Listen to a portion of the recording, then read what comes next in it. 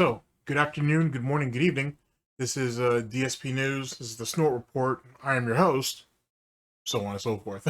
Hopefully, you guys are doing all right. I am in an interesting situation slash position right now where I have a lot of catching up to do. In that, I've been doing a lot of the I'll name these segments later, and I have like all these videos coming in from Diggs and the other dude that helps us with the editing. Videos to cut up, and so you know what I'm saying, I need to get up to it. I need to get on it and get up to it and whatnot. I have a lot of video stockpiles, so that's kind of cool. Just in case we start catching into we start getting in position where there's droughts or whatnot, I can always go back to the older stuff and have them cut some stuff up. You guys know how I do. You guys been around long enough. You know how the flow is. You know how the flavor around here works out. If not, you you'll find out. Don't worry. We usually keep dates and everything on a lot of this stuff, so you guys can kind of figure out where we're at in the timeline. In any case, hopefully you guys are all doing well, and we're going to talk about something that I'll name this segment later. It should already be out. So this right here is just the follow up to it. As you guys know, some of those I'll name these segment later. I'll name this segment later.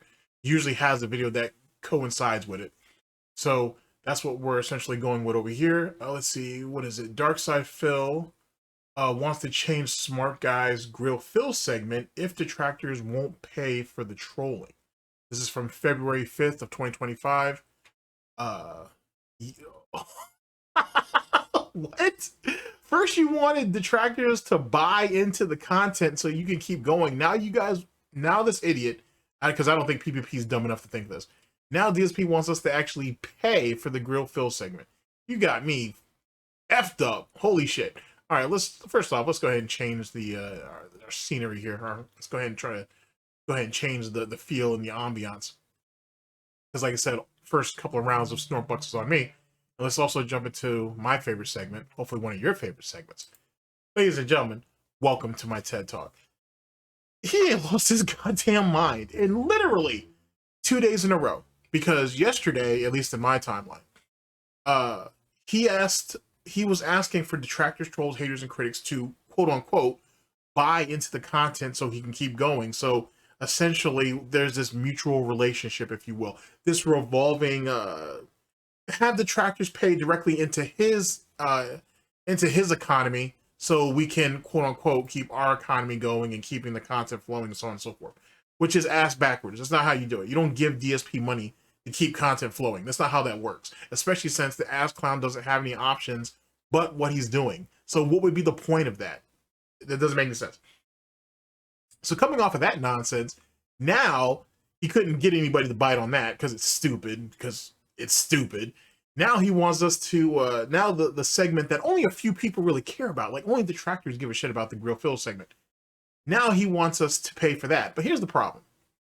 After, I think, the first grill fill segment that happened, DSP admitted, I'll see if I can try to find the sound cut, the sound bit for you.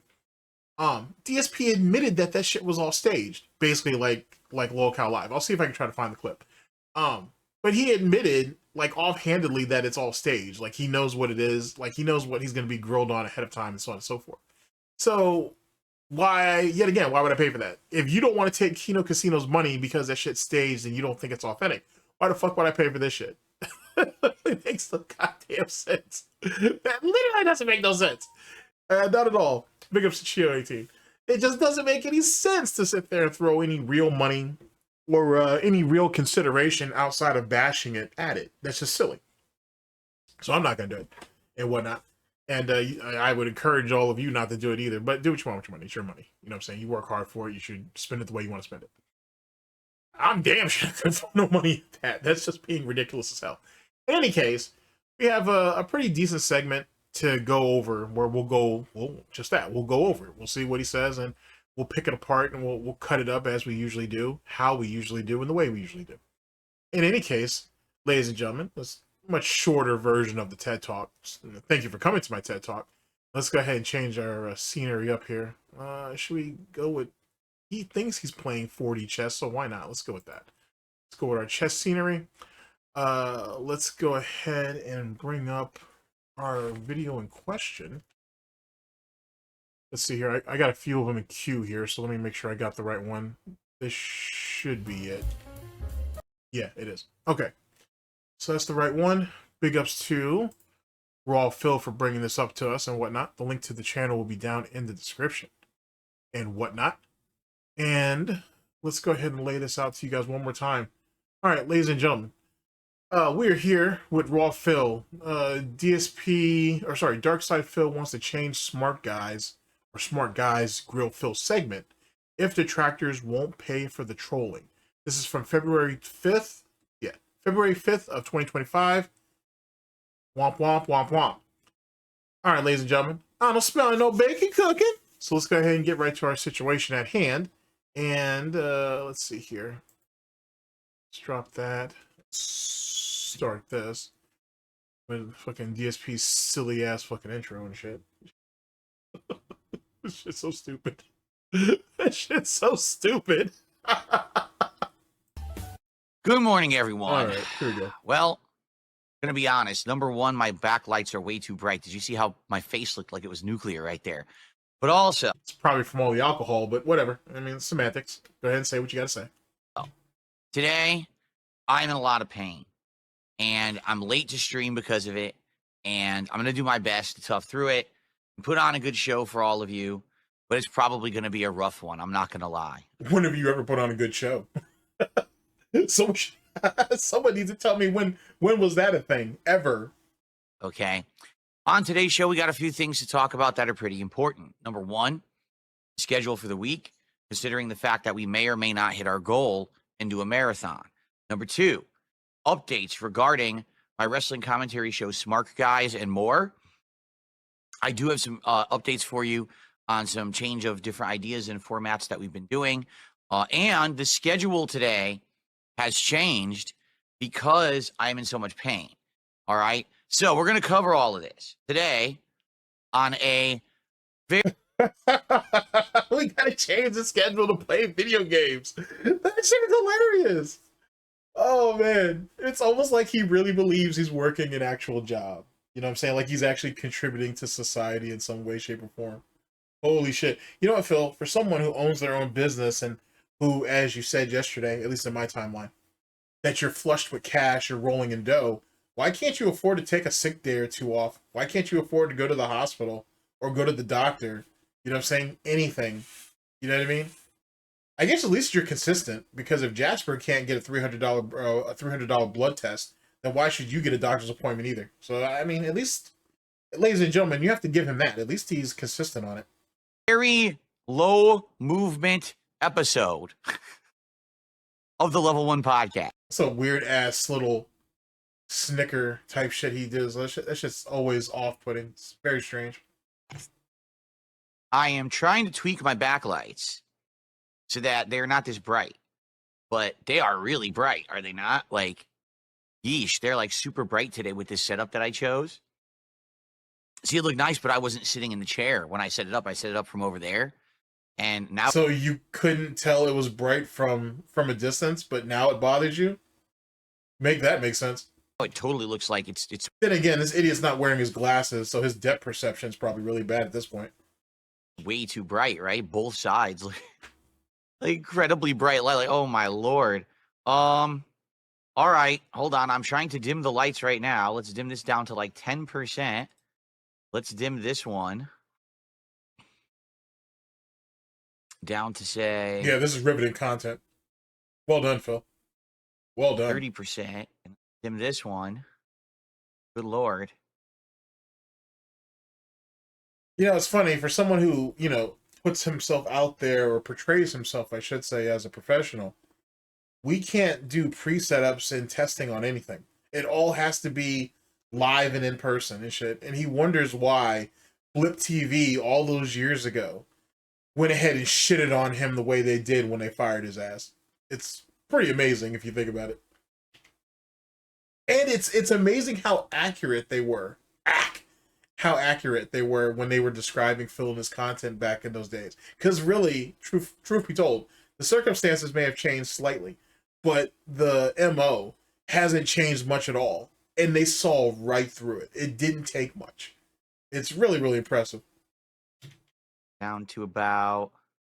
If you guys don't know what I'm talking about, I'll give you guys clarification real fast.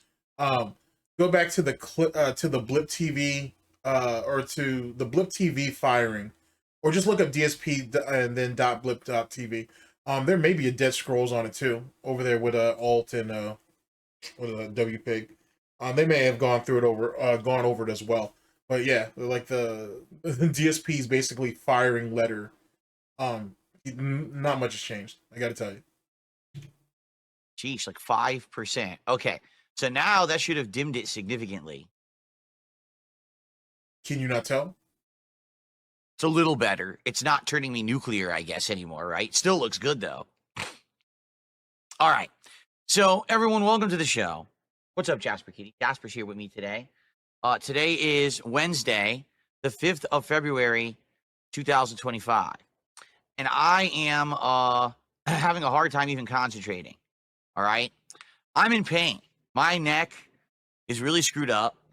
This has happened before. This is certainly not the first time, nor will this probably be the last time that this has happened. Should have had a couple of drinks before you got started. It wouldn't have been the first time you've done that, and it won't be the last. Matter of fact, his alleged tweak back injury, which there's so many different stories on how that happened. Supposedly they were playing touch football or flag football on rocks at some park or some bullshit. Supposedly his backpack in high school was too heavy. Supposedly it was like the car accident. He's lied about that goddamn thing so many times in so many different ways. You'll never know. We'll never know what it is. He probably just woke up one morning and he probably just pulled something and he's been bitching and complaining about it ever since. Anyway, that's actually one of the things that caused him to drink as heavily as he did. He said that, you know, he needed a reason to wind down, or he'd be in pain from his back, so he would have a couple of drinks to kind of loosen his ass up before he went to bed because it helped him sleep. And, you know, that's helped contribute to him being the full-blown alcoholic he is now. That was time well spent. To me, for almost 20 years, I've had chronic back and neck problems. And never did anything to try to fix it, which is even more ironic, because the whole reason for him to move from Connecticut to Seattle was for him to get corrective back surgery. That's the reason why he needed Panda to move with him. He needed her to buy in, if you will, because she was supposed to take care of him for the weeks and or months after the surgery. That's where the meme comes from about the Seattle air and whatnot cured him and whatnot, even though it seemed to intensify his gout semantics. But the Seattle air went ahead and actually somehow cured him.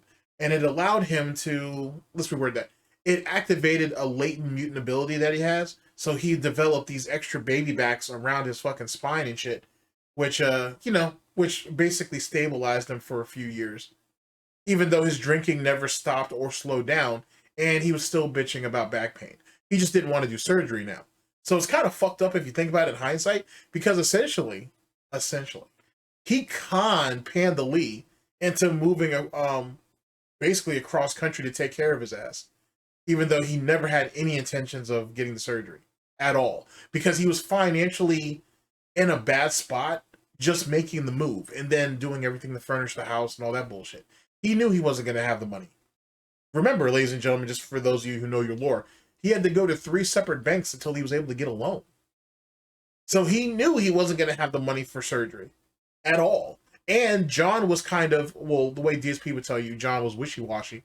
But the reality was John was trying to get his own life back together. So DSP couldn't depend on that. He literally put himself at a major deficit. But my point being is, ladies and gentlemen, is he was never going to get the surgery. It was never going to be a thing. He just used that as probable cause, I think, or at least one of his reasons, to get Panda to make the move. I think she would have moved anyway without it, but, you know, whatever it is to make her feel like she's going to be useful, maybe that's what he thought that would be the draw for her. Whatever. You know, I had a severe injury in my lower back way back when, you know, almost 15 years ago. That lasted like 10 years, okay? Now, I'm in a situation where my neck has been giving me problems several times over the last decade. You know, one time was so bad that I had shooting pain and numbness in my thumb for 2 months. Luckily, the injury is not that bad, but It's not that bad, but you have shooting pain going through your arm and your fucking hands for 2 fucking months. Okay. Okay.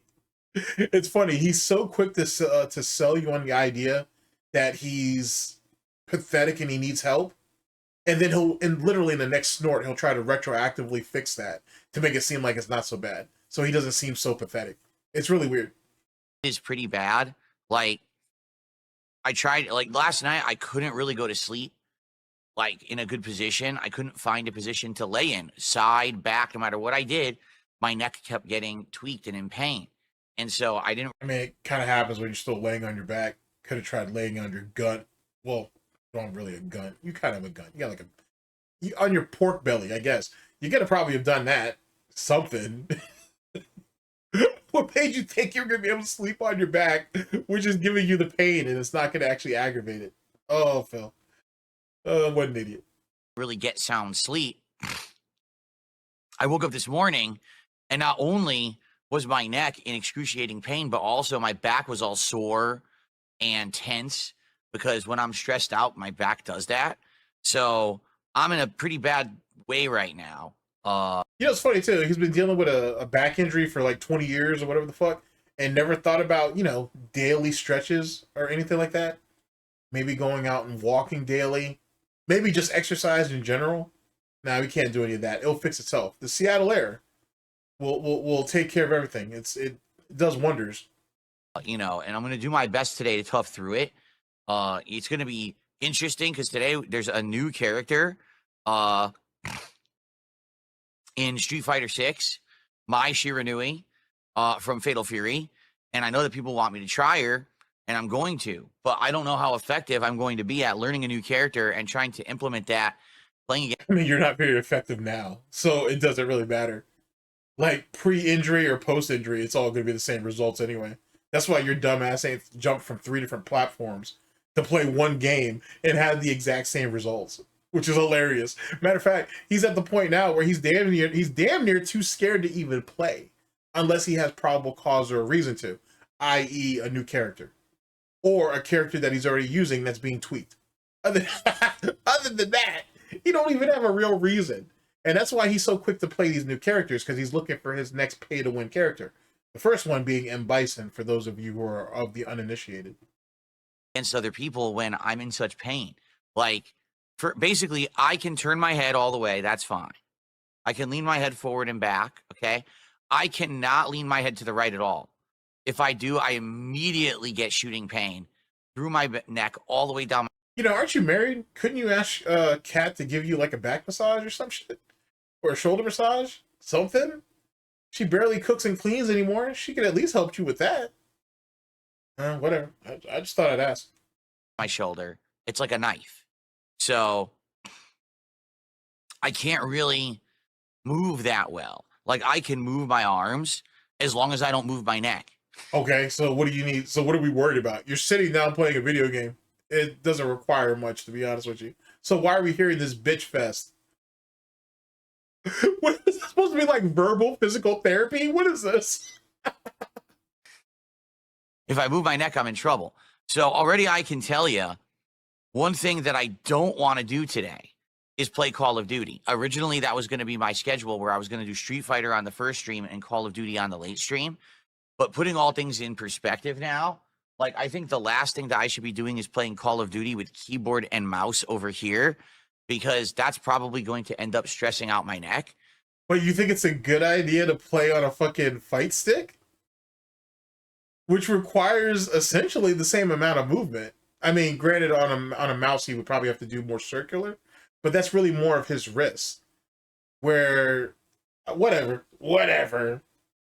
So, the point that I'm trying to make is, I don't think the strain is nearly as... or the movement is nearly as advanced with keyboard and mouse Call of Duty than it is as it pertains to fucking Street Fighter. If that's the case, dude, just plug a controller into your fucking PC and do that. Or does he not know that? Does he not know that he can play on a controller on his PC? Let me not give him any ideas. His head might blow up. I'm changing the schedule. I already changed the stream, and I already tweeted and posted up about it on the channel. But right now, I'm going to formally change the schedule as well. That's in the chat here. You want to wait till now to do that? Why couldn't you have done that before the stream? He went through the extra effort of already changing the schedule on Twitter, so he couldn't have typed the same shit out for the fucking stream? What a useless piece of shit. That tonight, what I want to do is finish up mouthwashing. Don't you need to brush your teeth first before you do that? Let's do that right now. You know what? Now that I think about it, and I hate to say this because I absolutely love the character of Al Bundy. DSP is kind of like the Gouty version of Al Bundy. If instead of being in a shoe store, he just was like an online person, I guess. Which is really shitty. Because Al Bundy is fucking hilarious. And the dude has redeeming qualities. DSP doesn't have any. Let's say he's Al Bundy-ish, I guess. It's I really feel like I've disrespected the character of Al Bundy by saying that. I instantly regret that. Fucking A, he's just so goddamn useless. Holy shit.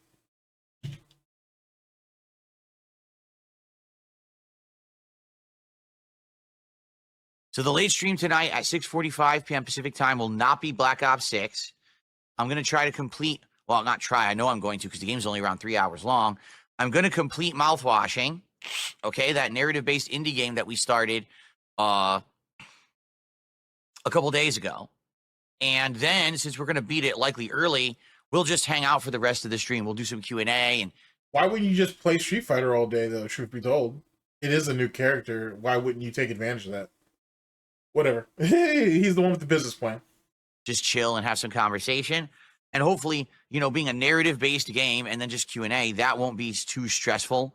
And I'll be able to hopefully help recover my neck. Okay. It's not too stressful to talk. Holy shit. Oh, man, what an absolutely worthless person.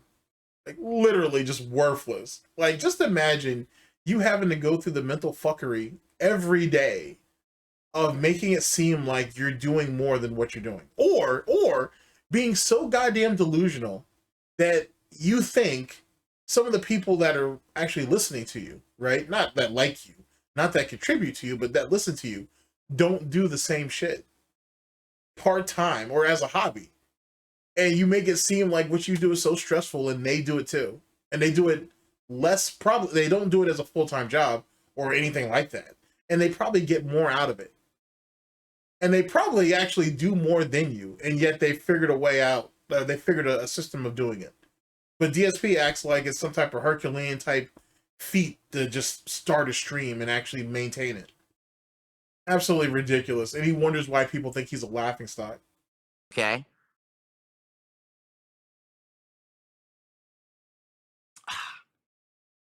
So, excuse me. That's one immediate change that we're making, all right? So, I promise you I'm going to do my best today on this first stream to try to learn my Shiranui, to try to apply her to online play. But number one, there's no way I can play Street Fighter 6 all day with this pain. I'm going to do my best to tough through it on this first stream, but there was just no way I was going to be able to do a whole day of Street Fighter today. So that's number one. Number two. Why are you even here, bruh? Just take the fucking day off, man. You're not going to be missed. Like, really. Like, why would you want to do something that would further aggravate your injury, which could cause you to take even more days off? Sort of backwards ass monkey type thought. Jesus Christ. We don't know what else is going to happen this week, right? For example, you know, if we hit 100 goals hit this week, we're going to do a marathon of viewers' choice games, which is a good variety of stuff. And that should be a way more relaxed atmosphere. Okay. That would be good. But we don't know if we're going to hit it. Shall we update here? So wait, so you can't play Street Fighter all day. You can't play Street Fighter and Call of Duty, but you want them to hit the goal so you can be forced to play multiple games of multiple variety. How are you going to handle that with your current quote unquote injury? Make that make sense. I'm telling you, man, if there was at least 2 dents over there that could rub some brain cells together, they would question him on this shit. Fucking A, instead of just mindlessly listening to the bullshit he spats out. So we're currently at 94 out of 100 goals hit. And you might say, well, 94, so how does that break down? Well, yesterday during the daytime stream of Dark Souls with mods, we did hit the goal. So we got from 92 to 93, and it was actually a great stream. We basically did everything in the DLC except to get to the Manus boss. We're in that final area, the Chasm of the Abyss. And that's literally it. That's the last hurdle, is the Chasm of the Abyss. But what does that actually have to do with the goal? Not, you no one asked you shit about progress and whatever the fuck game you're talking about.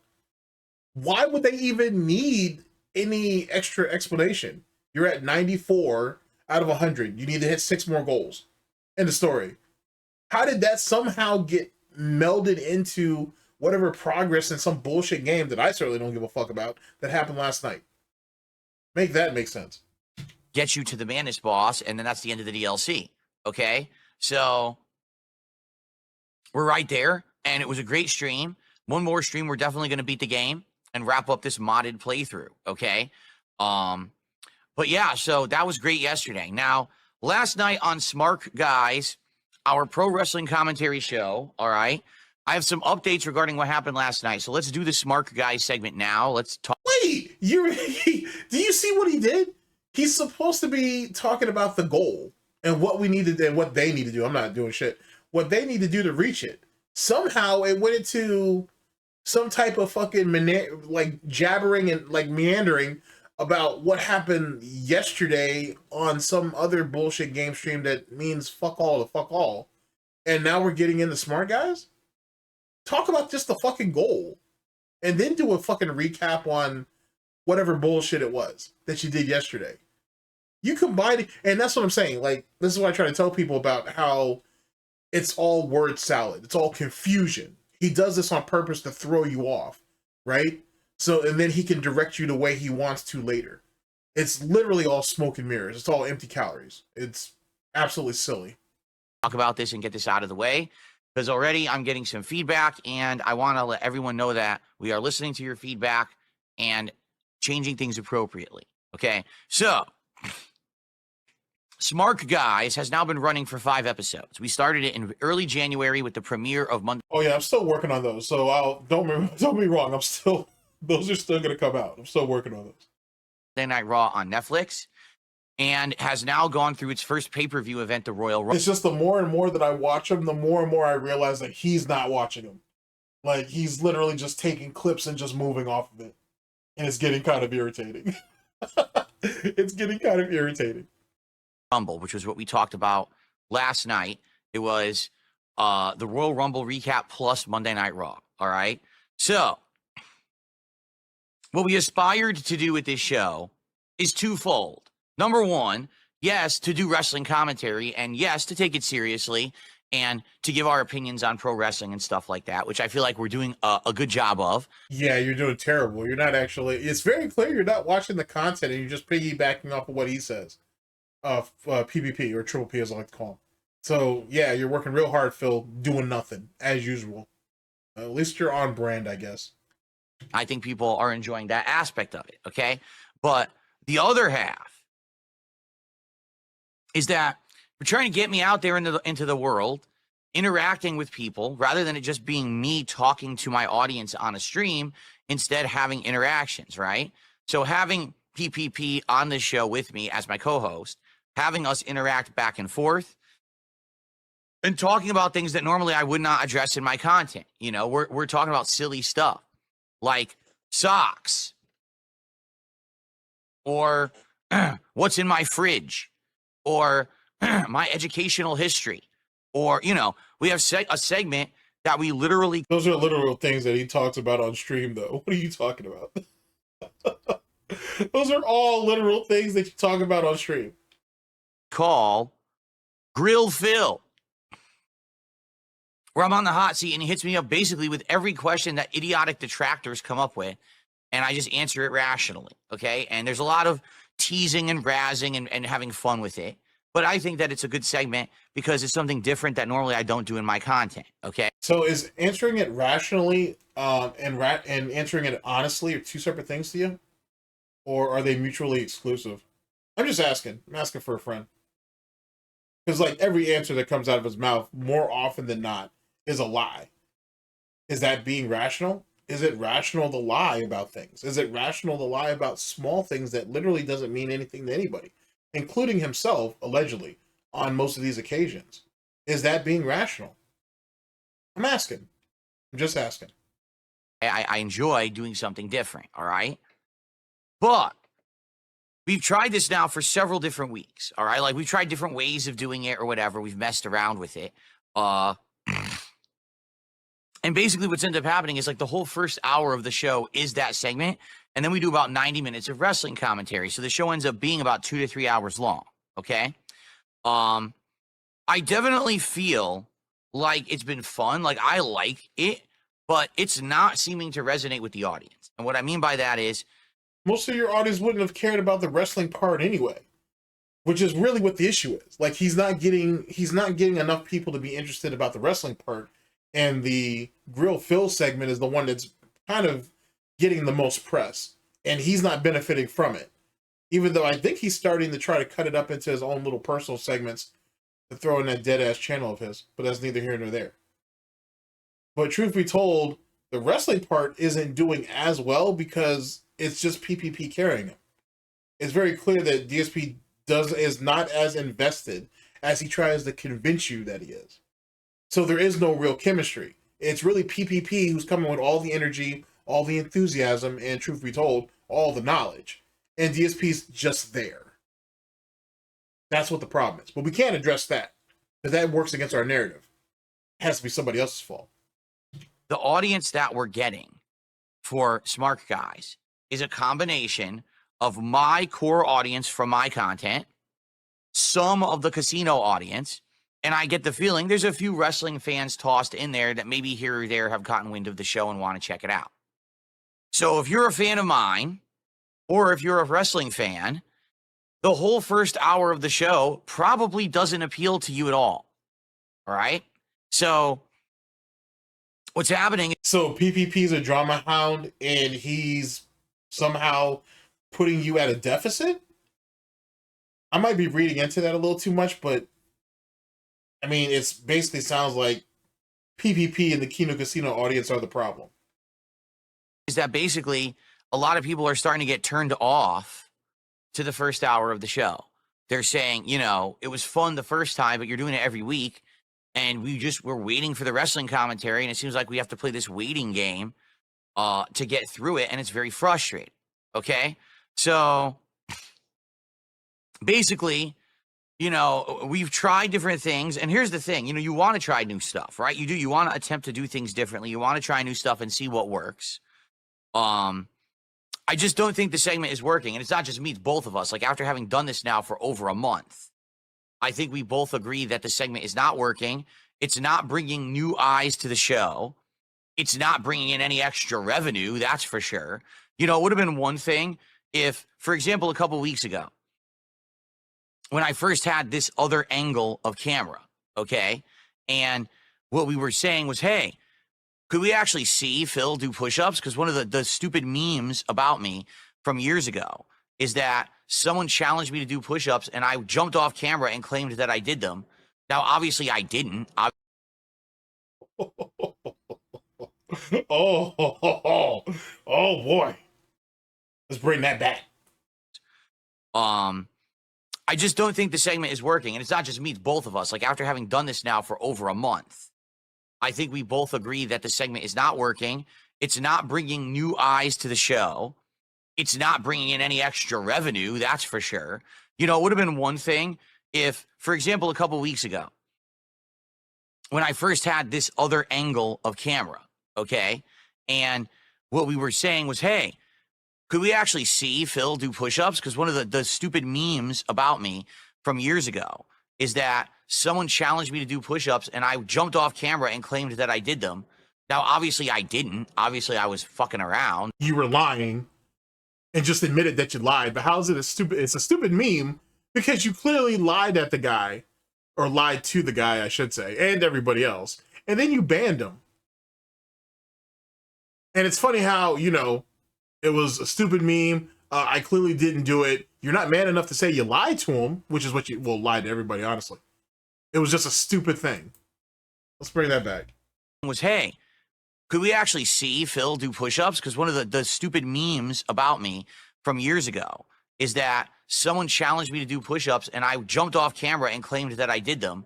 Now, obviously I didn't. Obviously I was fucking around. It's fucking around. So fucking around and lying are the same thing? Okay. Right? But that was the meme. Is that, oh, will we ever see Phil actually do push-ups? Well, no. The fact is that you lied to the guy. We knew you lied to the guy. And truth be told, we knew you couldn't do a push-up. Or push-ups, let alone a push-up. We know you couldn't do push-ups. And you kind of proved it. So, yeah. You're useless. Very good. That's the meme. The meme is that you're such a lying scumbag that not only can you physically not do the push-up, but you're such a grimy, slimy individual that you would lie about it. And if the lie couldn't get over, you would ban people on site for it. That's literally all that is. Holy shit. So it's like, okay, well, let's go ahead and do it. Let's do the segment, right? Let's show that with this new setup, we can now do push-ups, right? So I set it up. I did 1/2 push-up. It wasn't even a 1/2 push-up. All right. I'm not sure if that's actually English, but sure, why not? You mean you did half a push-up? Oh, let me stop. real push-up. All right. It was just kind of a fake one. And then Now we're doing fake push-ups. So, okay, whatever. 1.5 push-up or 1/2 push-up. Oh, it was a fake push-up. Okay, can we not tell the... Like, Jesus Christ is all over the place. Like, pick something. Pick a lane and stick to it. I said, all right, so if you guys support the show and we hit our goals tonight, Phil will do 20 push-ups or however many he can do. But, well, the point is we all knew you couldn't do the 20, and you weren't going to do that because we all knew you were going to fail. You know, I'd be surprised, given your shape and obviously your lack of muscular structure. If you could get 5 out, I'd be surprised. But then you're not able to do it properly, which is very clear by your form. So, yeah, it'd have been a lost cause, and that's why no one paid for that. It's literally a waste. Right? And guess what? We didn't hit our goal. It's a stupid thing to fucking throw money at. It's legitimately a stupid thing to throw money at. Okay? Okay. Every week we do something silly like that where it's like, hey, this seems to be things that people have asked for or wanted for years. I thought it was a meme, so why are you taking it seriously? If you yourself say that memes are harmful, they shouldn't be taken seriously, and in some cases shouldn't exist. Remember, he said all of these things. He's preloaded all of these things, but he wants people to now pay for it. I don't know. Maybe thinking in the long term should be a thing. People want Phil in an environment where he's going to do things that he normally wouldn't do. So, or couldn't do. Let's do it. And then if people support the show, then we'll give them these rewards that they claim to have wanted for so long. Okay? That's the whole idea. Now you doing push-ups for a meme was a goal that people wanted all along? What? Jesus Christ, the mental illness is fucking just spewing out of this bitch. Of the segment. And guess what's happened? Absolutely nothing positive whatsoever. We've gained no additional viewers. We've gotten no extra support. In fact, I would argue that when we start the segment, a lot of people get turned off and are like, wow, this really sucks. We'd rather just have the wrestling commentary. Okay? Well, why aren't they supporting the wrestling commentary? And that's clear. That's not happening because you're still not hitting the goals. Womp womp. So what's your point? It sounds like the show itself is just trash. That's what it comes across. Not for a lack of trying, at least on PvP's part, but it sounds like the show's trash. Oh well, I'm sure you'll figure it out eventually. Which is unfortunate, because here's what that tells you, all right? All these idiots on the internet are hypocrites. They were never legit to begin with. They don't actually want to see me do things outside the box. They just want to make fun of me so they can grift. If you want to go, I mean, if that's what you want to do. But it sounds like you're really mad that you're whoring yourself out and you're not getting your just desserts, I guess. But if you put out meaningful content, right? Like content that actually, you know, help people on a day-to-day, why would you want to whore yourself out for profit? If that's the case, then why wouldn't you just do sponsorships and endorsements? Why wouldn't you shill? You call those people whores. But you would rather prance around like a bitch around your little fucking bedroom there, or studio, or whatever the fuck you want to call it, and you feel that's worthwhile, I'm really lost in the confusion, Phil. You know what I'm saying? I'm really missing your point here. Okay, it's that simple. These idiots who claim to be critics are not critics. Really? They are people who literally will just say negative things because they have conditioned an audience to like hearing negative things about Darksydephil. Well, wait a second. But the audience does have a choice. They don't have to listen to it. So how are you going to sit? So you're going to basically blame people like myself, even though there's an audience and or there's something you never bring up. There's a demand for it. And I understand why you don't want to say there's a demand for it, because then you have to admit that you're a piece of shit and people want to see you fail. But see, it's easier for you to try to go the cult leader route and say, oh, all these different cult leaders are the ones who are brainwashing all of these people to hate me, as if they didn't already hate you, as if you didn't already lay down the groundwork and or foundation for that. Whatever. Whatever. So if I do the things that they've always claimed I wouldn't do, no one... You still didn't do it. You did 1/2 push-up, aka fake push-up. Someone was willing to pay you to do 20, 25 push-ups, and you lied and said you did it, and you didn't. And you sat there and banned the person because you were fucking around, aka lying. Why would anybody want to contribute to that shit? And you look like a fucking bum. Like, you know what I'm saying? I'm not surprised you couldn't do a full push-up. It's certainly not correctly, at the very least. Whatever. No one cares, because that wasn't the point. The point is just to rag on me so they can monetize and make money. I mean, you are a rather reliable and good monkey, so I can understand why that would be a thing, I suppose. No one told you had to do it. PPP told you to jump and you said how high. That's on you, not me. Or anybody else for that matter. Because they are greedy, disingenuous fuckwads who actually prey upon and condition and groom an actual... Jesus Christ. Grooming? You're accusing detractors of grooming? Oh, I think I beg to differ. I think maybe we should talk to Derek a little bit. Maybe you should release the emails between you and Derek, and let's see what's actually in some of those conversations, sir. I'd like to know that. Or maybe some of those early emails or messages you had with Panda, because I'm sure you emailed her a couple of times. I'd love to see what those are. Or maybe that gamer Nicole chick. Oh, she was underage too, I believe, Phil. I wonder what kind of emails you sent her before Panda showed up.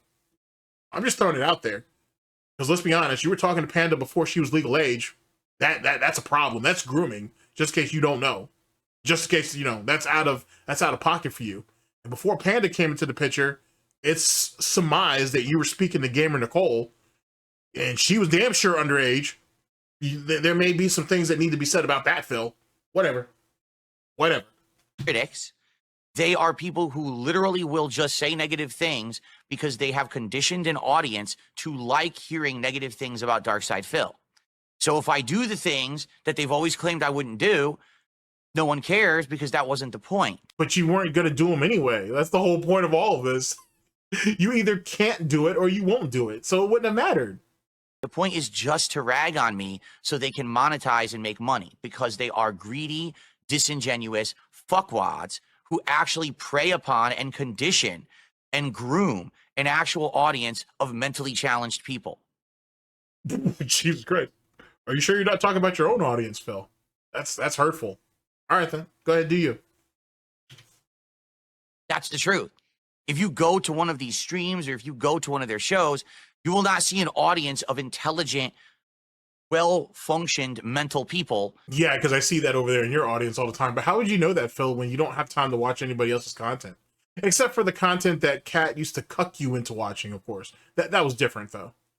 So where do you have time to watch all of these mentally ill fucking detractors and their mentally ill audiences go through the cult-like mentally ill shit? When do you have the time to do all that? Because it sounds like you're speaking from like firsthand experience or hoof experience in your case. So you want to throw some names out at me? You want to throw a date out? Maybe I can go back and check this out, you know, proofread it, if you will, or proof watch it to make sure something, anything. Okay. You will see idiots, mouth droolers, mouth breathers, Very slow people. That's who watch that kind of content on a regular basis. You mean the same slow people that take 45 minutes to an hour to fucking put a mic together that could take, you know, a child 10 or 15 minutes? You mean like that? Okay. Or the same autistic monkey who took how long to put all those lights together and then try to figure out how to get them to work? You mean like that? Who couldn't even figure out the fucking mobile app for it? But you can be on WWE Champions tossing thousands of dollars a day into that shit. But you want to talk about dim, slow-witted people. Gotcha. I roger that. And they've been conditioned to like it. Get it? So now So they've been forced to like it. But if they're mentally ill or if they're slow or if they're dim-witted, wouldn't they theoretically like anything that was presented to them? Because that would be all they know. If that was the case, then wouldn't they actually be more prone and or willing to go over to your content and absorb it? To be honest? Like, I'm really confused about that. And I get what he's trying to say. He's trying to say that basically detractors, trolls, haters, and critics basically attracted these audience of people to hate and condition them to hate him. But he really can't explain why some of those same people just didn't go to him directly. He can't explain why those people aren't just drawn to him innately. It's almost as if all those detractors, trolls, haters, and critics were actually entertaining or insightful or even just funny in general, I guess, and whatnot people. And that's what actually drew people to them. And DSP is just one of the many things that they probably talk about. And by proxy, he gets laughed at or mocked for being, you know, a fucking mentally ill midget as he is. It's funny how that's a thing. You know what I'm saying? Because he can't admit that, oh, you guys pull people from my audience over you guys and condition them to hate me. Because then he would have to admit that they're all mouth droolers, dense, dim-witted, slow, which some of them are. So let's be honest. So some of his audience is literally that. But he can't admit that. That seems weird. That seems really strange. And then if all these people are so low functioning, why would you want their money? I don't understand that part. That's the part that's really confusing to me. Why would you want money from dim, disabled people? You know what I'm saying? If that's how you look at them, if that's how you perceive them to be, why would you want their viewership? Why would you even want those people in your audience when you speak of them with such disdain?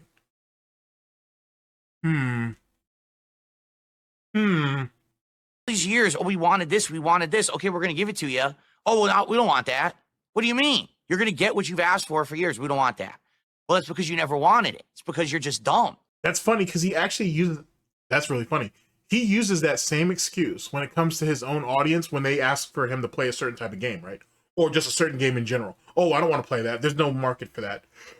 People online say it's bad. I'm not going to play that game. I'm not interested in. That's not a genre that I think will work for my streams, whatever. 2 or 3 years later, okay, guys, I'm thinking about playing this game. Oh, well, we don't want that game.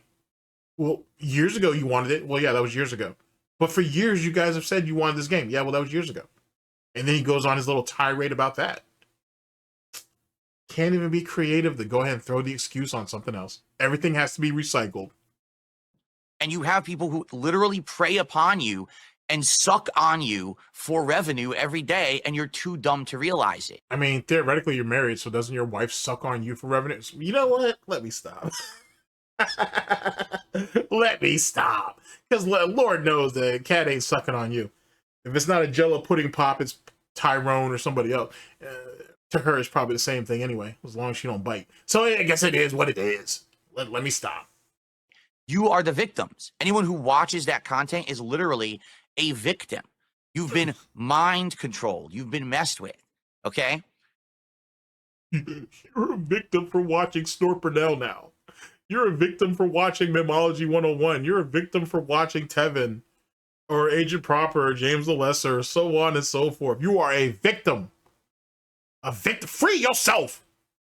Free yourself. You're all victims. All of you watching this right now, you're victims.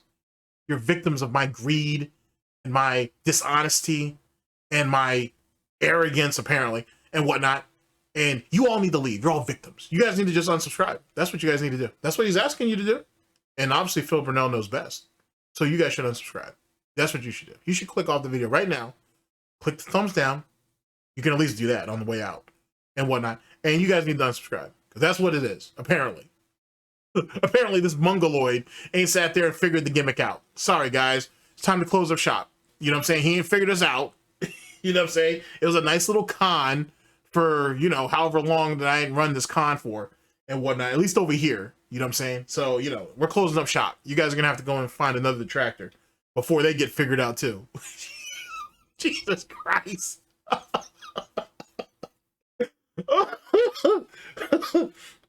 If it wasn't so desperate and petty, it would actually be kind of sad, to be honest with you. So, now looking at this, okay, and seeing... And he actually thinks he's being rational. He actually thinks he's being intelligent, right? He actually thinks he's being even-minded, and that he actually thinks you people believe this shit. That's fucking wild. That's so fucking crazy.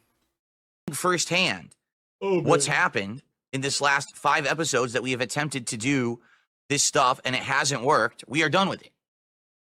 Okay, so moving forward on Smart Guys, the show will open up. We will have some banter at the beginning, some back and forth, talking about how we're doing and stuff like that. So your wife's still on the chopping block. I roger that. But we're going to only do that for a few minutes, and we're going to get into wrestling pretty quickly. We'll do the commentary on whatever wrestling we watched for the week. And once that commentary is done, depending on how much time is left on the show, we will probably stick around and do a little bit of funny stuff and go back and forth. But for the most part, it's going to be focused on wrestling moving forward. So basically, you can't handle the heat on your own show because you have no retorts, you have no get back, you're not clever or witty at all. So basically, you're saying you don't want PPP to grill you anymore because you have no response to any of it. So go ahead and have PPP carry you through wrestling for 90 minutes to 2 hours, and then a little bit of banter at the end, which doesn't make any sense because you don't know how to banter, and then that's the end of the story. So then what happens when the wrestling show itself, since there's not going to be anything like actually funny going on now, what happens when the actual wrestling show fails and you guys don't hit goals? Then what, Phil? Don't worry, I'll wait. Okay. We're excited because this is WrestleMania season. You know, you got the build up to the Elimination Chamber, and then you're going to have WrestleMania itself. There's going to be a lot going on in pro wrestling to talk about. And just because we tried to do something different and it failed doesn't mean that we're going to give up on the show. All right. We really enjoy doing the show, but obviously catering to these people is not working. All right. So we're changing the format starting next week on Tuesday. I mean, who told you to cater to us anyway, though? Like, look at how easily you were swayed. Like, you know what I'm saying? Like, I don't even know if PPP even mentioned that to you. I don't even know if that was really what PPP's actual MO was. It was like, hey, let's address some of this shit as an icebreaker, maybe even as a way of getting people to come in, and then we'll get to the show at large. It's probably as easy as that. Why are you putting such a heavy emphasis on it? On top of the fact that why did you think that any reasonable detractor, troll, hater, or critic would throw money at that? That just doesn't seem viable, to be honest. That doesn't seem like a thing. Whatever. There will be no more insanely lengthy grill fill segments. Instead, it's going to be a little bit of kind of, you know, banter back and forth and then getting to the commentary on wrestling.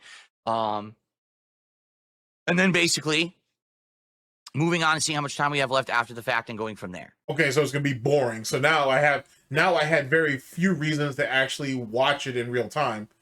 Now I have even less reason to watch it until I'm ready to record something on it later. Makes sense, Phil. Good job.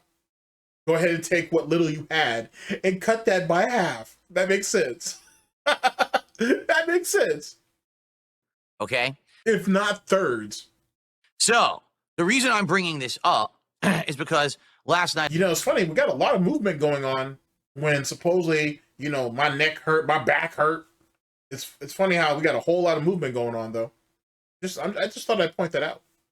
On Smart Guys, we did an entire grill fill segment, okay? And basically, it did nothing at all. Like, we worked an hour on this segment. I had all these pictures that we saved up. We had all this stuff in a row covering. No one cared. And then half the people in chat who were fans of mine were like, this sucks. This is just, here's the thing. What about the fans of Kino Casino, though? It's funny how it's always but what about, like, Kino Casino's fans and shit? What about them? Oh, well, I guess they don't really matter in the grand scheme of things. The last 2 years have been wild, have they not? Starting with the entire internet hated Phil, including big content creators. So Phil wanted to have an interview. He picks an interview with side scrollers, which are probably the worst people to do it with because they're looking to get a boost of popularity based on Phil. You walked into that knowing that. And the reason why you went to them is because you had no other options, except for 2 other alleged content creators who were probably smaller content creators who probably weren't going to be able to signal boost you anyway. Everybody else's dick that you try to suck were like, no, we've had enough. Bye. Or they just didn't want to deal with you at all. So what the fuck are you talking about? You make it sound like you had a real choice and you didn't. And the few choices that you did have, you disregarded them. Like, literally, what are you talking about? You knew what you were walking into. And even after the quote-unquote trash fire, you still signal boosted it and bigged up it. And then you came up with this cockamamie story on the reason why you're mad at them is because what happened the next day. Because you can prove your innocence on the WWE Champions down from the rafter thing, but you won't, but you couldn't because you didn't have the evidence right then and there or some bullshit. It doesn't really matter because you didn't have the evidence in the first place. So pretty much the crutch of DSP's hatred against Stuttering Craig is DSP allegedly had the evidence to prove that he wasn't down from the rafters, when in actuality he was down from the rafters. And what the hell was he going to show Craig? What was he going to show Craig to prove that that wasn't the case? He had no evidence, because if he did, he would have sent it. Instead, Craig and the rest of the side scrollers went up there the next day, and they cashed out. They were basically like, he lied to us, because they knew he lied to them, because we all know he was lying to them. And they cashed out. They laughed at his ass for about 2 hours. They collected a bunch of money, and they moved on with their weekend. End of story. So he's legitimately mad at them for something that he couldn't change anyway. He was just hoping that he could talk Craig out of not focusing on putting any more emphasis on the WWE Championship. That's literally why he's mad. Jesus Christ. What a worthless, useless individual. They don't care about Phil. They just want to get some kind of eyes on them because they're failing as a fucking show. Well, the show was just starting. On top of that, you needed them. I argue that you needed them more than they needed you. To be honest, I honestly think that's what that was, because you needed a second chance, and they were needing well, I guess they needed a second chance too. They were definitely starting up, so you both kind of needed each other. You're just mad because they got the better end of the deal, but that's not their fault. You came into that bitch lying. What did you expect? Of course, you got the short end of the stick. You deserve it. You went in and lied at those people for 5 fucking hours. What the hell's wrong with you? And then you went sat there and had Blabs all nervous with your little Nazi hat. Oh, that was funny. They do the absolute worst by snaking me, right? The next day after the interview, turning it into a 3-ring circus of my Why did they snake you? detractors coming on their show and just taking pot shots at me constantly for weeks. And in fact, that continued over a course of months over the year, where several times side scrollers would do shows based just around shitting on me. Okay.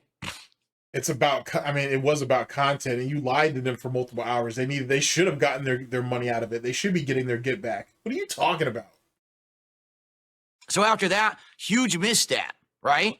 Me spending an entire year licking my wounds and basically saying, I'm not doing this kind of shit anymore. You had to lick your wounds for lying to a group of people for 5 hours? It sounds like if you did have any wounds, they were all self-inflicted. That's your own fault. That's legitimately your own fault. Oh, shit. It wasn't that serious, Phil. You walked into that interview with everybody thinking you were going to lie.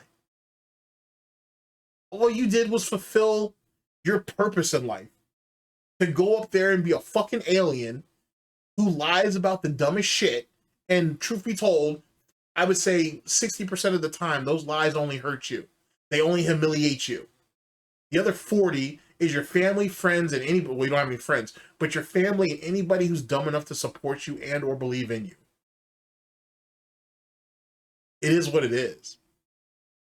Holy shit, bro. Like, your obsession with Craig is just unnatural, I think. It's just completely unnatural. Or I'm tired of being, you know, the target of people trying to get over on my behalf and shit like that. And then basically after all of that, okay, having a resurgence, getting attention from Kino Casino, who originally was just going to crap on me, but after actually having me on the show and doing content with me and doing that co-op commentary on the Review Tech USA documentary, realizing how awesome it is to actually collaborate, right? We're making good content together. It's funny how you're saying you don't want to be taken advantage of, you don't want to be on the losing end of it, and you literally started a relationship, quote unquote. You started a relationship crapping on someone else? If you don't see the hypocrisy in this, I don't know what will actually show it to you. Like that's just sick ass behavior. Holy shit. Having new eyes on me for the first time, and essentially through that arc, the entire internet dropped the whole problem with me that they ever had. The only Since when? When was, like, where? Like, where did any of this stuff happen? Where is this great revolution where people are trying to, like people are literally like, oh yeah, there's no interest in Detractor content or DSP for that matter, so we just don't care anymore and we're done. Where is that? Where's this great renaissance coming from? You're supposedly doing working on new projects that people have been wanting you to do for all these years, but you're bitching and complaining that you can't get anybody to support it. But then you're going to sit here and try to tell me that there's this great revolution going on and the internet doesn't hate you anymore. So where are all those big content creators that allegedly think that you're actually not bad of a person? Why aren't they signal boosting you? Why aren't they over there donating to you guys? Why aren't they over there on Twitter trying to hype your ass up or your shitty ass content? He doesn't even understand human interaction anymore. He really don't. If the internet has really turned, has turned a new leaf or turned a corner on hating Darksydephil, right? Then why aren't they trying to help Darksydephil? If he's supposedly this broken relic that is starting to rebuild himself, remold himself, reshape himself, right? Why aren't they there to try to help direct him? Or why aren't anybody sending him any messages behind the scenes, giving him pointers or advice? Why is he sitting there nut-hugging fucking PPP and Kino Casino? Excuse me. If supposedly all these people see the value and the wealth of experience that Darksydephil brings to the table. I guess we didn't think that far ahead. People who still have issue with me are my detractors, right? So going through this entire crazy arc, right? And I'm glad you brought that up, because if that's the case, why can't he get anybody to actually side with him against his detractors? PPP's not doing that. He can't get any other big names to do it. Most of the guys in the FGC won't even talk to him. Makes you think. Right? It's been a wild ride. And now we're trying different things. We're doing different things. But definitely we've trying to cater to those people who have been my biggest critics. Doesn't benefit me or anyone. It's just. Why would you try to, though? That doesn't matter. Like, you know what I'm saying? Like, most detractors, trolls, haters, and critics, at least those that have been around, have seen you at your fucking lowest. Now it's literally just a dead pool to see how much lower you can be able to go. Why would you cater content to me?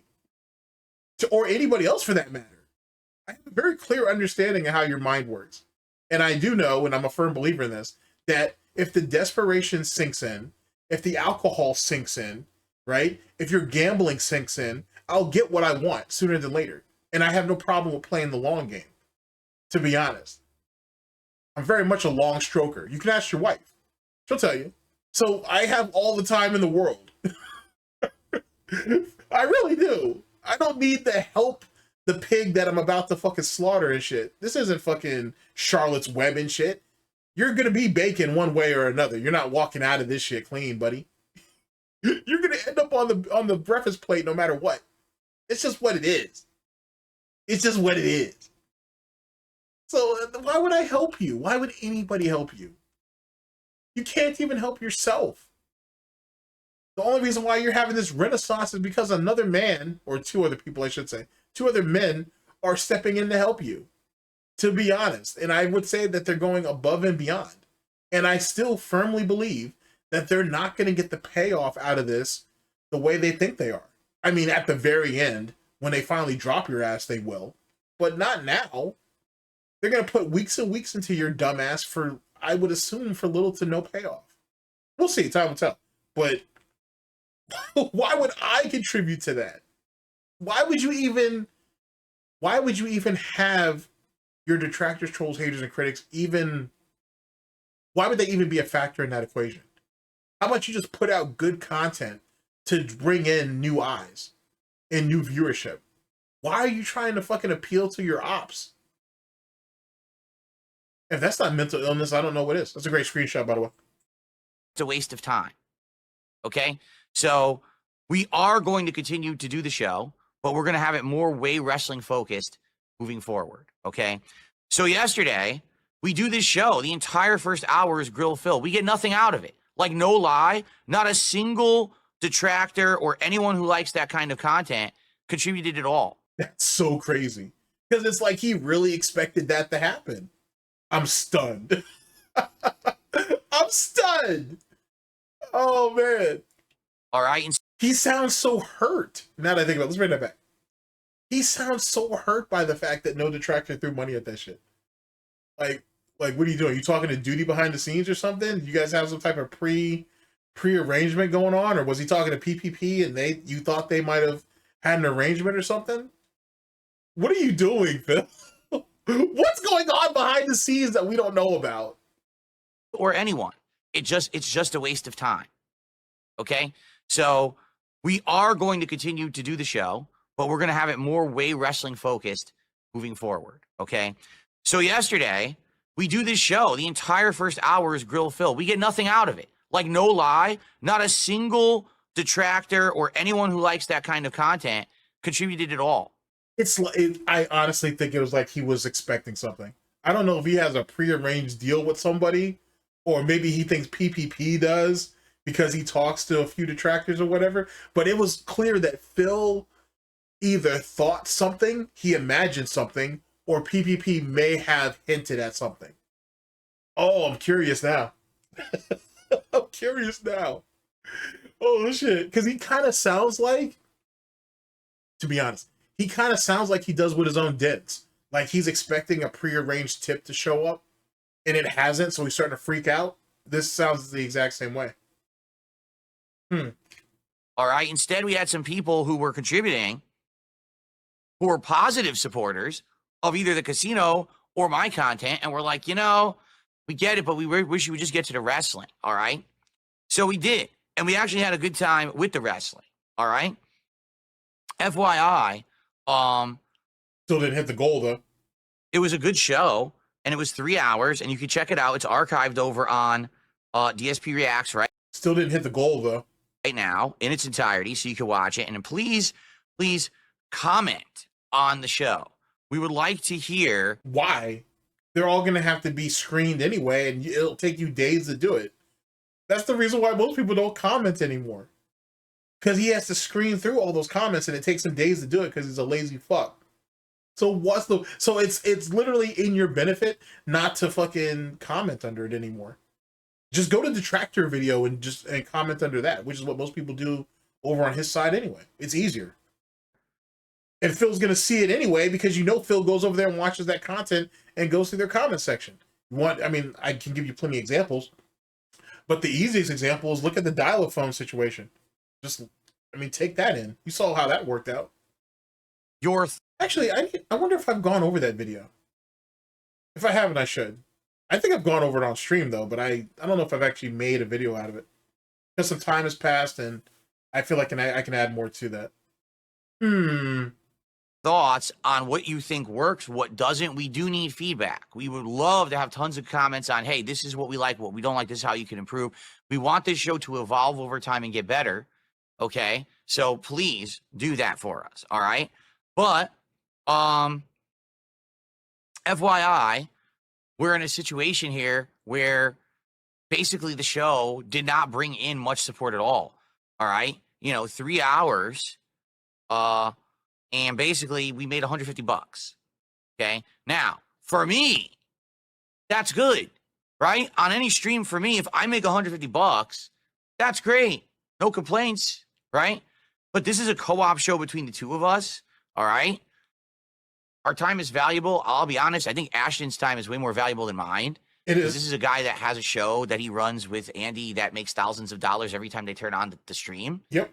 So for the You starting to sound bitter. And the thing is, though, too, is this is like the second time within this whole video where, at least so far, where he's kind of taking shots at, he's kind of alluding to, I should say, he's taking shots at Kino Casino in a way. Like you can hear the jealousy in his voice over some of this shit. So I'm wondering if that ends up turning into something later on. Holy shit. But you can almost see, it's not resentment yet, but it's slowly building. And if he would turn on John and Howard, mainly John, he'll turn on anybody.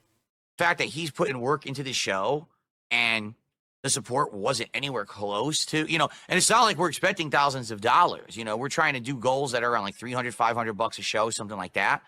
And the fact that, it's not hitting that regularly. It is hitting that sometimes, but not regularly, right? It means that obviously we need to course correct and do something different. Okay. I mean, maybe you just need to refine the actual show itself, though. Maybe you should do that instead of just giving up on it immediately. That's what Review Tech USA does. That's why, if you've been following his dumbass over the years, that's why he's constantly changed the layout or the layout or the structure of his. It's not even a show over there; it's just a stream. To be honest with you, because he can't commit to anything. If it doesn't work once, just change it, and just keep changing it until he can find whatever sticks.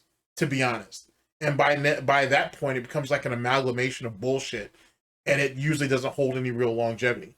And by then, he's exhausted all of his options because he's an uncreative fuck too. So that's a thing. That's a pretty common lolcow trait, to be honest with you. So, because when Kino Casino started, for those of you who know your history, that shit didn't take off either. And there was all kinds of backstabbing going on and all kinds of silly shit. You know what I'm saying? Like, fucking hey, there's a time where, at least allegedly, there was a time, though, that looked like PPP was going to try to overthrow Andy and take the show for himself. And he probably would have if he could run OBS. So there was an issue there. There was all kinds of nonsense. I mean, they're still together. So, they're still working it out. But please believe that shit went through its growing pains. They didn't give up. They almost did, but they didn't. They stuck in there, at the end. Basically, when the show ended last night, we had a conversation after the show about its future, and we're not giving up. We're going to keep doing it, so don't worry. If you're a fan of Smart Guys, it's not going anywhere. It's just going to have a format change next week where we're not doing this grill fill segment. It's going to be a little different. You're going to see it's going to be much more about pro wrestling, much less about me, okay?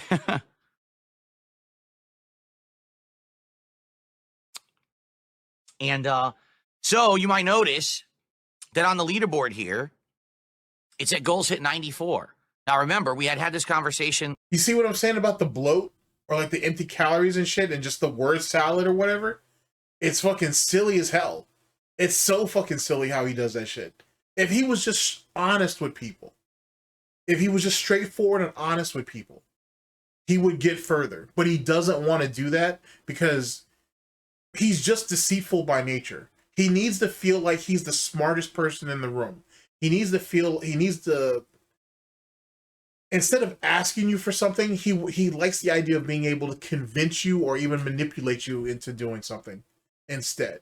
Let me reword that. He's more interested in convincing you that you need to do something than just outright asking you. The reason why that is if he can convince you to do it, then it might actually stick or you may retain it and you'll keep doing it. Whereas if he asks you, it just comes out as begging. Realistically, it's still begging all around, at least the way he goes about it. But it just kind of goes to show like how self-conscious and how manipulative he really is. Which is funny because it's the same label he puts on his detractors, trolls, haters, and critics. And it applies far more to him than any person that you could think of, I would say. Maybe that's just me. Maybe I'm just being biased. Last week. And the conversation was, if Smart Guys does well, and between the two of us, we split it down the middle, I hit $150 raised, we're going to count it towards my goals. So you might say, well, last night you only made $150. So basically it was 75 for each of you. Why did you count it? Well, after the show we talked, and basically Ashton was like, I want you to count this towards your goals. I want you to get to your marathon. So there you go. I mean, what a fucking stand-up guy, right? So I mean, truth be told, shouldn't all of the, if you had, sorry, let's reword that. From the beginning, as it pertains to Smart Guys, if you guys hit the 150, shouldn't that have been applied to the goals automatically anyway? It's still your stream. You know what I'm saying? He's just co-piling on it. So it should have applied either which way. You know what I mean? That should have never have been a thing. Something to think about. Oh, that was really nice of him, and I appreciate that.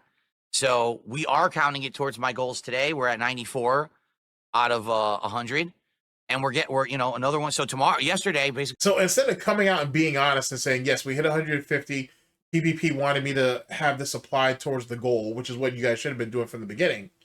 You had to go into this roundabout cockamamie story about a whole bunch of bullshit that don't really mean much to anybody. It sounds like you're just begging and crying to detractors to pay you money so you could be humiliated, just to say that this is how we were able to hit the 94 goal.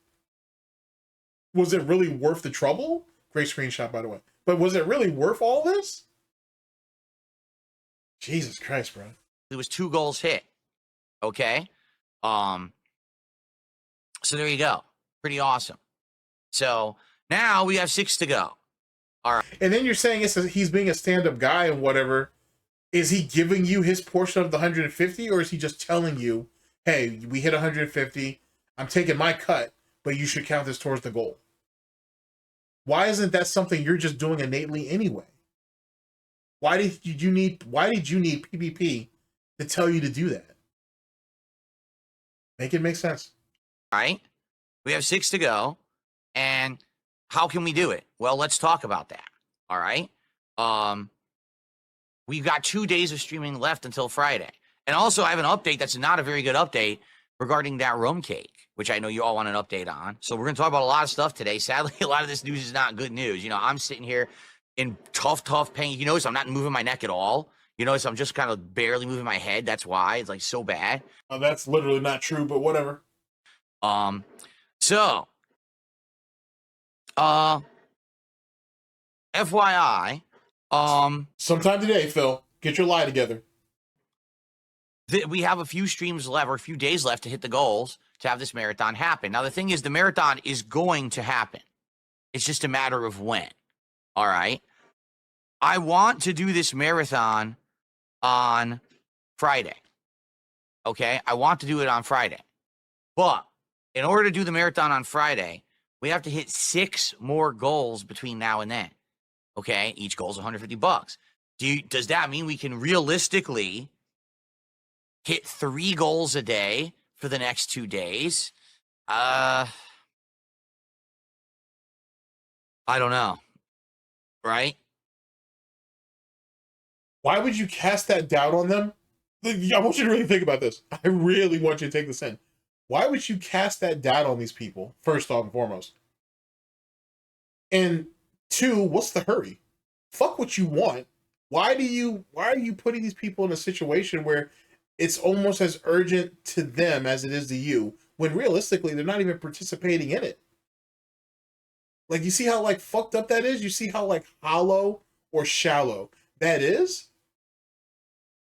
And then you're doing this autistic fucking, head shake and whatever. Why would you cast doubt on the people you're literally begging, you're begging money from? What sense does that make? Oh boy. And I thought we were the mentally ill ones over here. Holy shit. I don't know. I'm a realist, Right now I'm not feeling good either. Like, maybe if I wasn't in pain, I'd be a lot more positive and optimistic and be like, we can hit the goals. Let's do it now. But I don't know, man. Right now, I'll be honest, we haven't had that overwhelming level of support every stream, right? Some of the people who come by and do the ginormous contributions haven't been around recently. Oh, well, wait, Phil, wait. I thought it didn't fall on to just a few people. I thought everybody actually contributes. I thought that was a narrative that Detractors, Trolls, Haters, and Critics put out there, that only 3 or 4 people are doing it, are actually contributing, and they're doing it through sock accounts. You're literally confirming that now. Not that I needed you to, because you've done that before. But, like, why is this now a thing? Why are we now sitting there admitting that, yeah, you know, those guys are right? You know, it's only a handful of people doing it. I need the rest of you guys to step up. See, this is what happens with the desperation.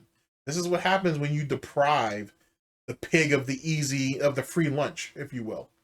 You know what I'm saying? That's when shit really starts to come out. That's where the entertainment is, not in whatever bullshit he's trying to shovel off. So I don't realistically see it happening. Here, let me put it this way. Best case scenario, we do hit many goals between now and tomorrow, and we do the marathon on Friday. And that means we will be playing 4 more games. There'll be food, there'll be booze, there'll be rum cake, there'll be all this fun stuff going on, this big festive 100. So you want people to fund your alcoholism, a bunch of shitty games that you're probably not going to you're not going to ever play again, or you'll barely get through. You know what I'm saying? You want them to feed your gout because you're eating shit that you shouldn't be eating or whatnot, as well as adding to all of fucking Kat's problems, her thyroid issues, and whatever else she may got be going on with. Like, do you not see how devastating some of this is? How destructive this is? On top of the fact that the audience doesn't get anything out of it. Yikes. Holy shit. 100 goal celebration on Friday. I'd like nothing more than to do that with all of you. And then he still makes it seem like it's all on his end. Like he's the one that has to shoulder all the weight. Wild, son. Wild. All the while telling you guys that, hey, I need this $900. I need this $900 by Friday and shit. Like, holy shit, like he's basically saying, like, y'all owe him money. So go ahead and get your shit together. Oh shit, let's hear about this dumbass cake thing. Realistically, is it going to happen? Probably not. So then why don't you stop saying that you want to do it by Friday if you're a realist and you realize that it's not going to happen by Friday? Womp womp. I don't foresee, unless again, some of these people who are big contributors do come by and happen to say, hey, I want to support to get you to that goal. Why aren't you begging the people that are there now for contributions a little bit at a time? Or a small bit would help. Why aren't you doing that? He's literally begging for the big contributors to come in and help. Or not even help. Just come in and get them there. He has no faith in the people currently watching him. Just hopefully it's one of the big Captain Save-A-Hos will pop up and just pay everything out. Jesus Christ. And he wonders why, yet again, no one takes him seriously. I don't know how it would work. I don't know, you know what I mean? Now listen, every single one of you who support this stream, I appreciate. It doesn't sound like it. And it doesn't matter how big or small your contribution is. That doesn't sound like that either. It helps. So please support the content. Right now would be a great time to actually get motivation rolling, to get positivity going, and see if we can actually come together as a community and do it and hit this goal by Friday. Okay? If we don't, it's not the end of the world, and it just means that sometime next week, I'll be doing the marathon. The problem is, next week, we have multiple things going on in gaming. Allow me to explain to you what I mean by opening up my game release schedule. So, Jesus Christ. Oops, I always forget that I have the other camera on now. Next week, we have Monster Hunter Wilds demo. All right, and that's just in a few days, and I believe that's over the weekend, and that's a limited time, right? Very limited time. So it kind of sucks because that demo is coming out over the weekend, but we hit the goal over the weekend, the 100 goals. Now, do we not play the demo to do the marathon right away? Or do we... Why don't you just do a marathon playing Monster Hunter over the weekend? Why are you making it seem like it's harder than what... All right. Delay the marathon even further to play the demo? I don't know. We've got... And actually, now that I think about it, this actually proves that he doesn't give a fuck about gaming. Legitimately, or he damn sure doesn't give a fuck about YouTube ad revenue, I should say, because he's so hyper focused on getting the money on the front end. He really doesn't give a shit what he's playing. He doesn't give a shit really about what hot new release or whatever. He's completely and utterly dependent on predatorizing your interest, or not your interest, but his viewer base's interest in watching him play a game that he knows he's not going to make any money off of anyway. So, like, you know what I'm saying? Like, it literally holds no value. On top of that, I said that he needs $900 just to hit the goal, just to hit the marathon. Truth be told, he actually needs $1,200 because he's going to want $900 to do the marathon, and then he's going to expect his other $300 to carry the day through the marathon. So it's really $1,200. It's the reason why he won't just come out and say, hey, we need to make this $900, because he knows it's not actually $900 he wants. He wants $1,200 plus. Civilization 7 on February 11th, and I'm already getting some feedback that people are thinking that I should not play it, that even people who like the series and have reviewed it are saying it's bad. And I'm like, whoa, really? I mean, it's probably bad for you. Like, you know what I'm saying? Like, everybody else will do well by it, but it's probably bad for you. It's funny that he never takes that into consideration. When people say, hey, Phil, you should probably skip that game and whatnot, and then they sugarcoat that shit and say, most people online don't like it, or it may not be your pace. You know, or for you, it may not be the pace of your stream and whatnot. You may not want to do that. Not realizing that they're just saying, no, you're going to be bad at it.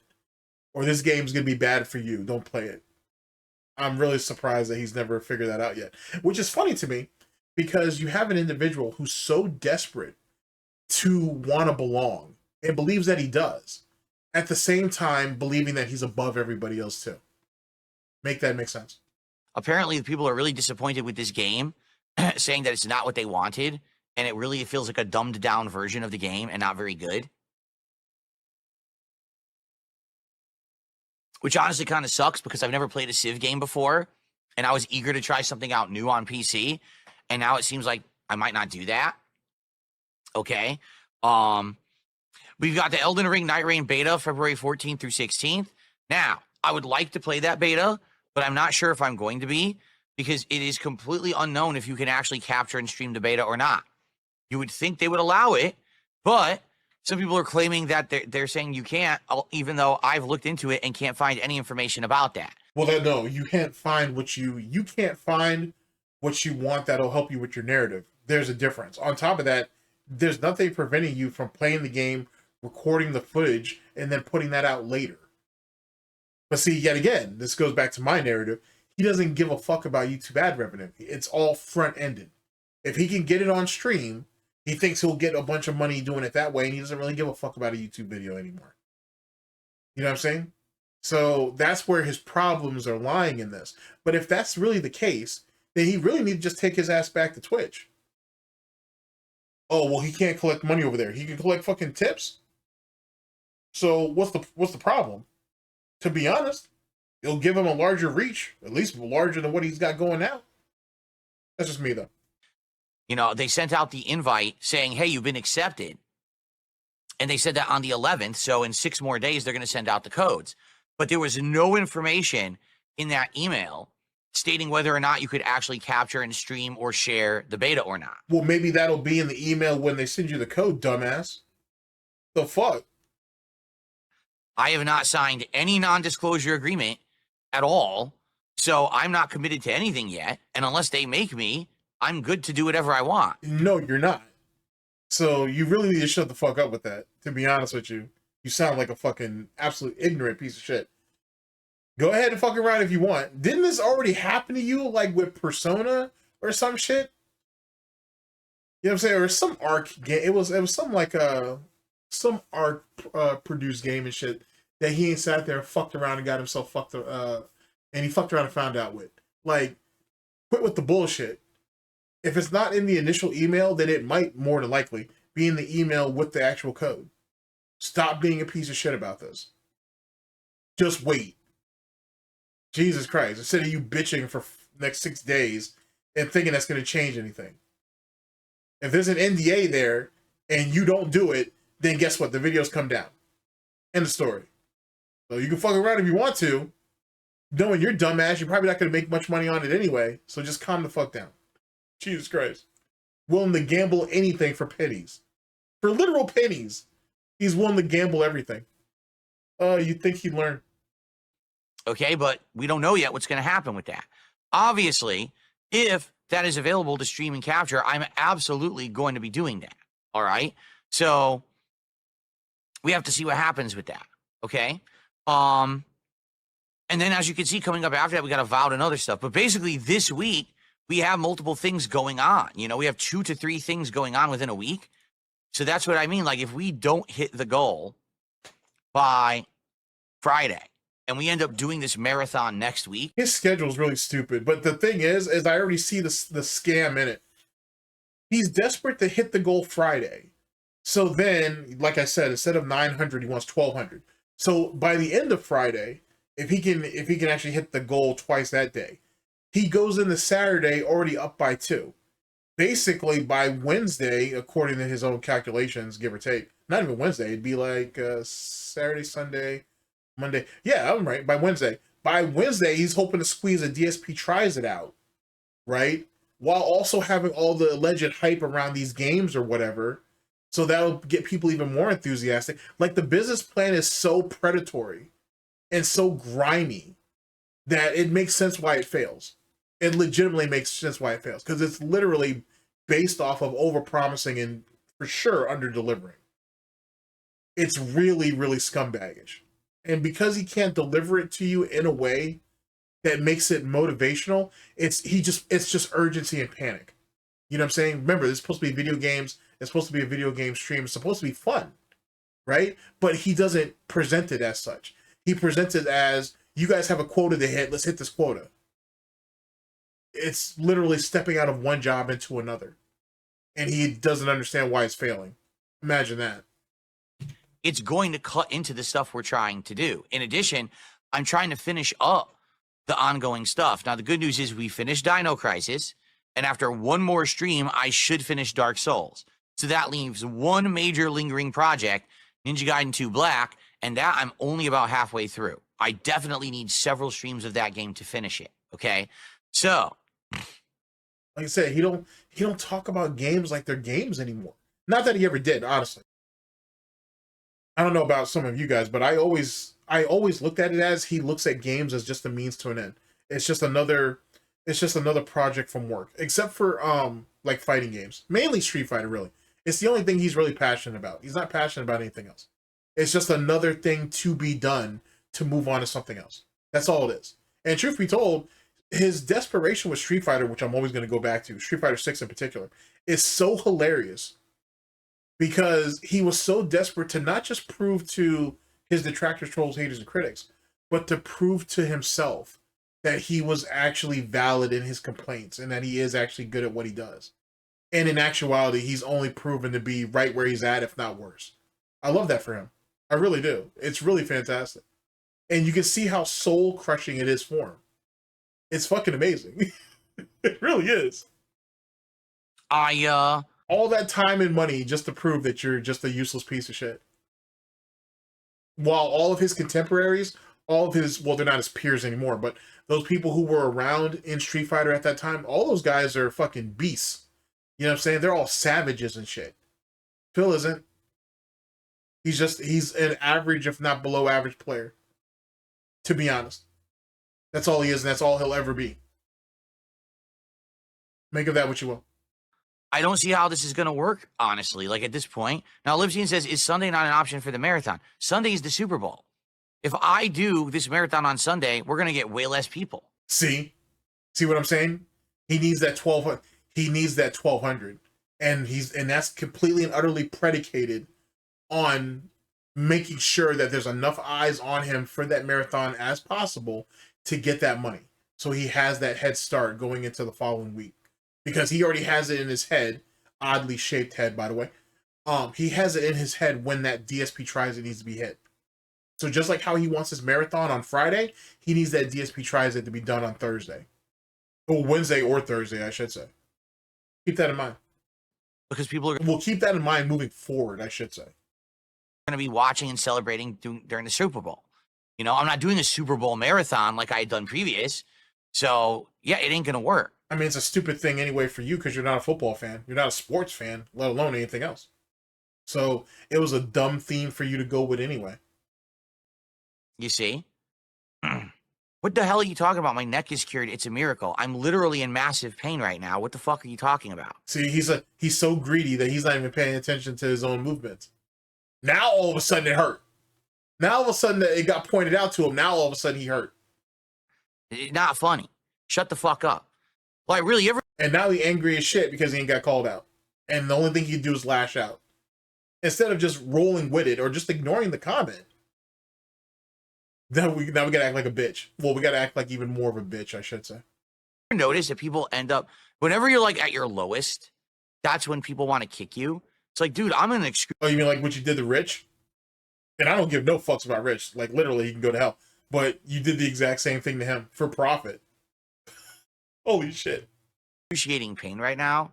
And you got people fucking joke about it. You know, don't joke or I'm going to ban your dumb fucking ass because you're pissing me off because I'm in pain, you dumb ass. Oh. People are so stupid, man. Okay. It's unfortunate you don't have like a wife or a significant other or a soulmate, not a gaming soulmate, just a soulmate to actually like help rub your back and shoulders and make you feel better. It's unfortunate, Phil. You know, it is what it is. It's a cold world. So anyway,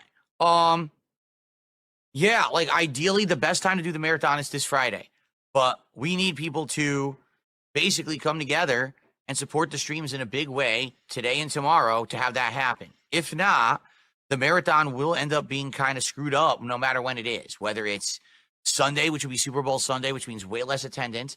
And that's going to... Then why are you even streaming that day then? If you think about it, if the Super Bowl is really such a deficit to you and your business, then why even stream that day?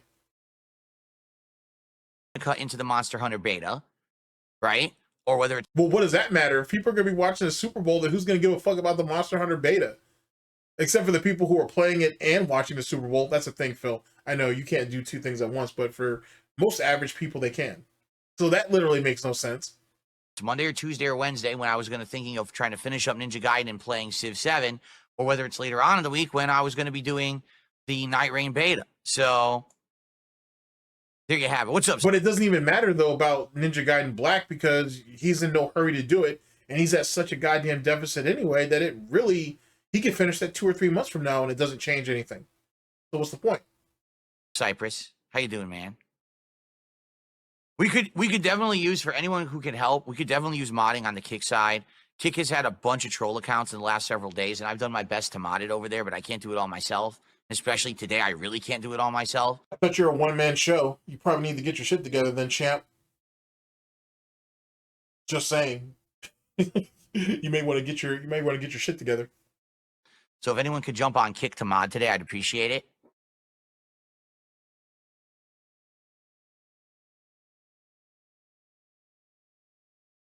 Narwhal Gaming, I appreciate the suggestion, but no, he says you could do it Saturday and take Sunday off. We have the way we schedule. Look at him. Look at you. Look how autistic you are. You can't even get yourself out of it. You literally can't get yourself out of it. It's as easy as just taking Sunday off. But he can't. What is that, Phil? You're saying that you're not going to make any money on Sunday if you do the marathon. That's basically what he's trying to say. The marathon's not going to be successful because they're going to have way low viewership. Okay, fair enough. Then you're saying that, oh, well, you don't want to do a Sunday anyway because you want to go ahead and actually try the beta for Monster Hunter. But that doesn't make any sense because the Monster Hunter beta and you having the marathon kind of fall into the same category in that there's nobody that's really going to show up and watch it because they're all going to be watching the Super Bowl and celebrating. So either way, you ain't sat there and pinned yourself into a catch-22 type situation. And now you're mad about it. Now you ain't mad that you ain't fucked around and you ain't got caught. Whether it's later on in the week when I was going to be doing the Night Rain beta. So there you have it. What's up, Cypress? How you doing, man? We could definitely use, for anyone who can help, we could definitely use modding on the Kick side. Kick has had a bunch of troll accounts in the last several days, and I've done my best to mod it over there, but I can't do it all myself. Especially today, I really can't do it all myself. So if anyone could jump on Kick to mod today, I'd appreciate it. Sounds like he's demanding more than he's asking. Narwhal Gaming, I appreciate the suggestion, but no, he says you could do it Saturday and take Sunday off. We have the way we schedule everything. I have no food in the house. Like, we have nothing for meals and stuff if we do that. You know, I shop.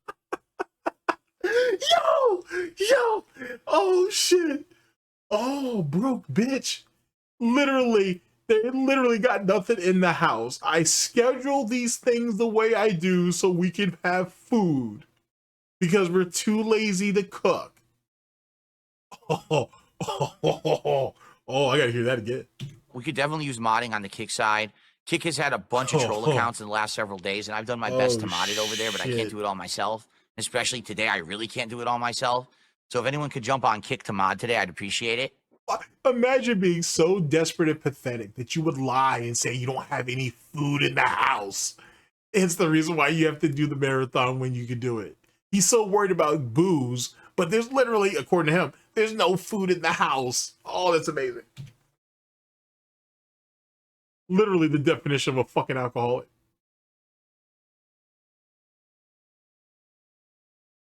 Narwhal Gaming, I appreciate the suggestion, but no, he says you could do it Saturday and take Sunday off. We have the way we schedule everything. I have no food in the house. Like, we have nothing for meals and stuff if we do that. You know, I shop. When I go grocery shopping, we shop for the week. So we have meals set up for every single day. Who does that? You don't have peanut butter and jelly. You don't have bread.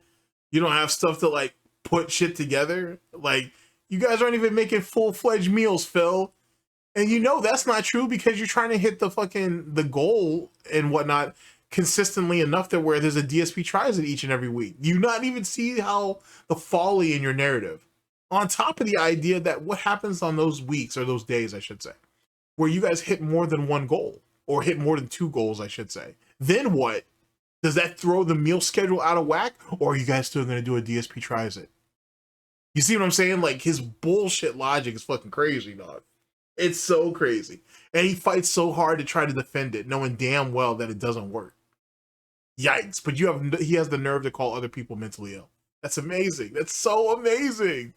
You know, for the week. Like, we wouldn't have breakfasts. We wouldn't have anything for dinner. You know, You wouldn't have breakfasts? Wouldn't have anything for dinner? What sense does that make? You're not doing DSP tries at breakfast, right? You're not brunching fucking DoorDash and shit. What are you talking about? Like, literally, what the hell are you talking about? That's why we shop for a week, to account for each day what we have and what we need. So, but you're full of shit because he's even admitted multiple times that there are days where he doesn't eat breakfast. Like, he literally, holy shit, your narrative is crazy. And Kat don't even take, like, lunch with her unless they're leftovers. She won't even take lunch with her to work. I guess she gets something while she's out. And then she's not even working every day. Not that I expect her to. Oh, whatever. Whatever. What an ass backwards lie to put out there. That's so crazy. No, Saturday's going to be my day off this week, no matter what. Okay. Okay. All right. So, yeah. So let's see what happens. All right. We have some shout outs, and I'm going to do some shout outs in a sec. Jesus Christ. Let's get the momentum going. Please, let's get some support going. Jesus. I have an update on Cake. You're not going to like the update. I don't like the update. I'm pretty upset. All right. And I'm going to vent a little bit on that. Okay. So the cake is his contingency plan. He's already been building up to it. Stream. No, all that food on Smart Guys yesterday was prop food. Obviously, it's fake. It's not real food. It's all fake food that I put in my fridge to fill it to the top, so it looks like it's full and I can't fit a rum cake in there. That's how elaborate my schemes are. It was all plastic. Anyway. All right, let's do some shout outs, okay? But wait, if you're eating every day, you're telling me that you're not gonna gradually make space for fucking this cake or whatever the fuck? How big is this cake? It doesn't even matter. Just cut that shit up in pieces. Let me give you an example. Supposedly, when Kat makes him those poke cakes of that she allegedly makes from each and every year, which is kind of funny because the grocery store that she used to work at, or the one that's close to her that we think she buys it from, she probably just gets it from there. After a couple of days, they just slice that shit up, and according to Phil, they slice them up after a couple of days, and they put them in plastic containers and they throw them in the freezer. So why is this rum cake any different? Let's take a look here. Now, who's going to drop that hundo tip to get us to our first goal of the day? Let's hit 3 goals on this stream, right? Yeah, right. Be great. But again, guys, please understand I'm not going to be full of like energy today or sound too happy because I'm in pain. It has absolutely nothing to do with you guys at all. Dude, what the fuck am I doing on your stream then, man? What the fuck are you doing streaming? You're wasting all of our time at this point then, if that's the case. If you feel so bad, and if you need sympathy for these people to hit your fucking goals, why are you even there? What a useless piece of shit. Audience. But remember, it's all the detractors, trolls, haters, and critics that are taking advantage of all these mentally ill, mentally stunted, just slow people and shit, right? and have to condition them to do what they want for the grift or for the beg or what. Well, not beg. He's never accused the Detractor of begging, but grifting, I guess, at the very least, and so on and so forth. Now I just keep getting shooting pain in my neck, and it really hurts, and so I can't really get happy right now. That's why I kind of feel I sound kind of like angry or bummed, because I am. I'm really. So what? So is the money supposed to make you feel better and shit? Is that what this is supposed to do?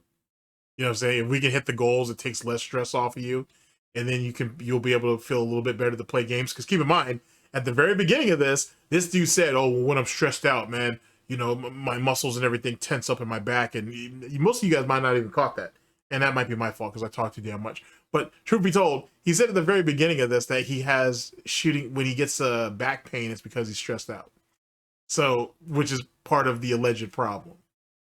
Which is why he's trying to put this emphasis on, oh, I'm stressed out, so please give me money so we can hit the goals so I'm less stressed out. Makes you think. Annoyed right now at the pain I'm in. The stream is down on Kick. Not on my end. Is the stream down for anyone else on Kick besides Darksydephil? Nope, people are saying looks fine to them. Darksydephil, it sounds like just your stream is down.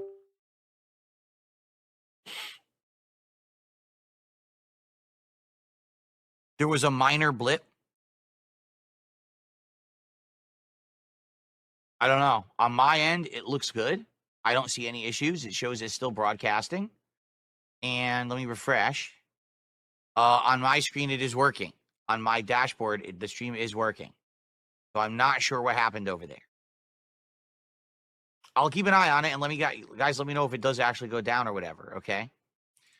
Okay, so thank you, Flatman B, for the first contribution of the day. And then Hank Fritz did a super chat, a $5 super chat, and said the following. The Grillville segment fails to draw in the anti-fill audience because you've learned to handle it just too well. They want to see you struggle and sweat. Oh, massive cope. All right, then. But that's massive fucking cope. Well, you see, here's the problem. They don't have anything on me. You understand? That's the problem. Like, I, Phil Burnell, am not someone who has groomed people sexually. Panda. And whoa, wait. I almost let that shit slide. I have not groomed anybody, and then you threw the caveat of sexually? Who have you groomed otherwise, Phil? Uh-oh. Let me bring that back. Maybe I lied. Maybe I misheard that. The anti-fill audience, because you've learned to handle it just too well. They want to see you struggle and sweat. Well, you see, here's the problem. They don't have anything on me. You understand? That's the problem. Like, I, Phil Burnell, am not someone who has groomed people sexually. I've not groomed people sexually. Grooming is not just sexually, though, right? You could groom people in other ways. You've actually been accused of grooming Derek, to be honest, by enabling his bad behavior and shit. And who knows what kind of encouragement you've given him behind the scenes. You do realize that's a thing, right? That's a really weird type situation to kind of even bring up, to be honest. But all right. And then yet again, you were messing with a chick who was younger than you by like 11 or 12 years. You clearly were talking to her before she was of age. What do you want to say about that? Oh, because you fucking have erectile dysfunction and shit, so you couldn't keep it up, so you couldn't satisfy her? I mean, that's your problem, not mine. It's funny, though. I'll definitely laugh at that shit. I don't know what's the problem with you weirdos liking him young, and then you guys can't really do nothing with it. It's wrong on multiple fronts, to be honest with you. It really is. You know what I mean? And then you found a woman your own age. Well, that's not true, because Kat's younger than you. She's just older than Panda. You had found yourself a woman, I guess, somewhat in an appropriate age, and you still can't handle that. Maybe, Phil, you just need to stop messing with women. You're just wasting time, as far as I'm concerned. Theirs and yourselves. And yours, I should say. Not someone who has committed mass scamming and fraud against people with meme coins. I'm not. But you have committed fraud and you have scammed people, though. Someone who faked cancer. All right. I'm not. I mean, we can keep. Well, not yet. Not yet. You know what I'm saying? I'm sure that you've sat there and definitely used your parents or their alleged ailments or health conditions to your own benefit. Like anything you throw out at me, I can literally counter. It's not that hard. You know what I'm saying? If I can do it, then certainly any competent detractor can. Going through the list of heinous actions that these people on the internet have done, I haven't done any of that. Okay? The things that they try to claim that I did are so stupid and have absolutely no factual basis. So you can say it as much as you want. It doesn't matter. It has no effect on me. But apparently it does, because if supposedly I myself am grooming a group of people and I'm conditioning them to hate you, then that's a group of people who aren't giving you viewership or paying you money. Is that not directly affecting you, or do you not know what effect means? Don't worry, I'll wait. Right? Like, how many years and years have they been saying all of this stuff about me? Has it affected me at all? Are you fucking retarded? Isn't this the same person who said that these guys have been on your neck for over a decade? You can't get sponsorships. You can't get endorsements. You got kicked off a Blip. You got kicked off of Machinima. You got kicked off of Curse. You got kicked off of Twitch. It's all their fault. No one wants to collab with you. They fucked up friendships. They fucked up relationships. But it doesn't affect them though. I'm just throwing it out at you because apparently he ain't forgot his own narrative. You know what I'm saying? You can't be the victim. You can't be Lois Lane and you can't be Superman at the same goddamn time. Sorry, Phil. I get it that you're fucking mentally stunted, but you can't have both. You can't be the bitch and the hero. You know what I'm saying? You can't. Not say the Lois Lane is a bitch. You get what I'm saying? You can't be weak and strong at the same time, Phil. It doesn't work that way. You don't get to be the victim and the hero in your own story. That's not how that happens. Any of that. Okay? The things that they try to claim that I did are so stupid and have absolutely no factual basis. So you can say it as much as you want. It doesn't matter. It has no effect on me. Right? Like, how many years and years have they been saying all of this stuff about me? Has it affected me at all? I'm still here.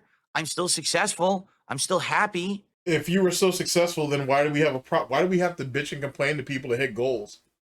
If you're happy, then why are you sitting there bitching and complaining about how your back hurt, your fucking neck hurt, your bra too tight, and whatever? Why are we complaining like that? Do you look happy, Phil? You certainly don't know what happiness is, so let's not even go that way. Let's not even go anywhere with that. But do you actually look happy, Phil? You know what I'm saying? How do you feel, Phil? Do you feel happy? Do you even know what the fuck that's like? Fuck out of here with this shit. Right? Holy shit. So the truth is, no one is tossing egregious, heinous accusations against me that have any merit. No, you know what I mean? And here's the thing, though, too, that's really wild. These accusations are thrown at him, and he literally has no proof. He can't, like, rebuttal anything. All he has is his word. The same word that doesn't mean anything. An answer is an answer. It doesn't matter if it's honest or not. It doesn't matter if it's a lie or not. An answer is still an answer. And then he has the nerve, after saying that, and on top of being caught in or admitting to a bunch of other lies over the years, to expect people to take him at set word that literally means nothing.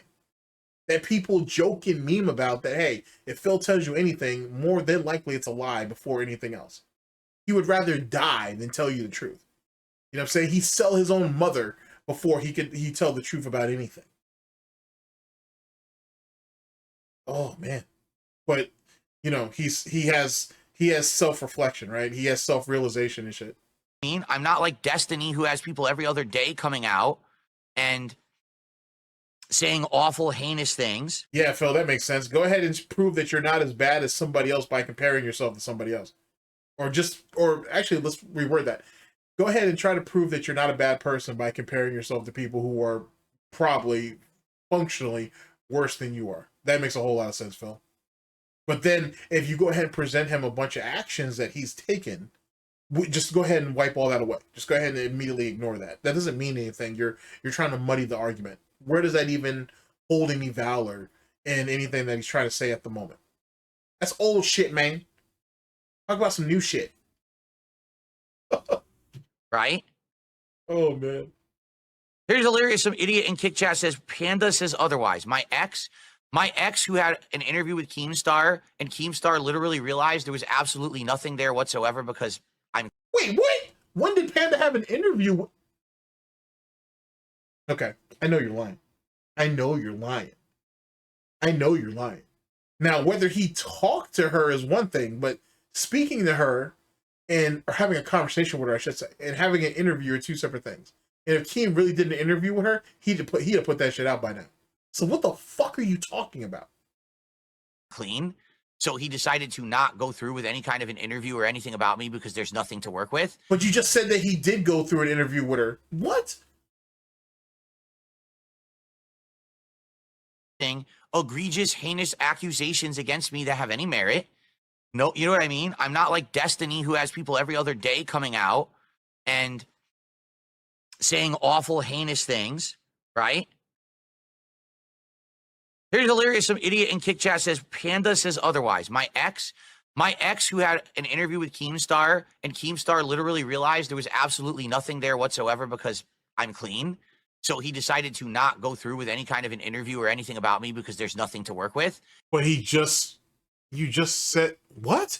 You just said that he had an interview with her, realized that there was nothing there, and then decided not to go through an interview with you. But he did interview you, or you interviewed him. Whatever. The fuck are you talking about? And the fact that Panda still has that effect on you after all these years is wild. And it's unfortunate that we'll never find out exactly what she did to you. But I'm pretty confident she cheated on your ass. I'm pretty confident that she and caught you and Kat talking in DMs and shit. And she was like, all right, then bet and whatnot. And then she ain't put the green light on that shit. And then I honestly think she rubbed it in your face because she wanted to get a reaction out of you. And when you didn't show any, as long as Din Din's on the table by 7, who gives a shit, she was like, then fuck it, you're just a waste of her time. And then she even bounced out. I'm pretty confident that's what that situation is. I'm pretty confident. And you're still hurt by it. Which is funny because you didn't want to wife her, you didn't want to put kids in her, you didn't want to do anything. You just wanted her to take care of you. That's the only purpose she had. You purposely try to waste her time.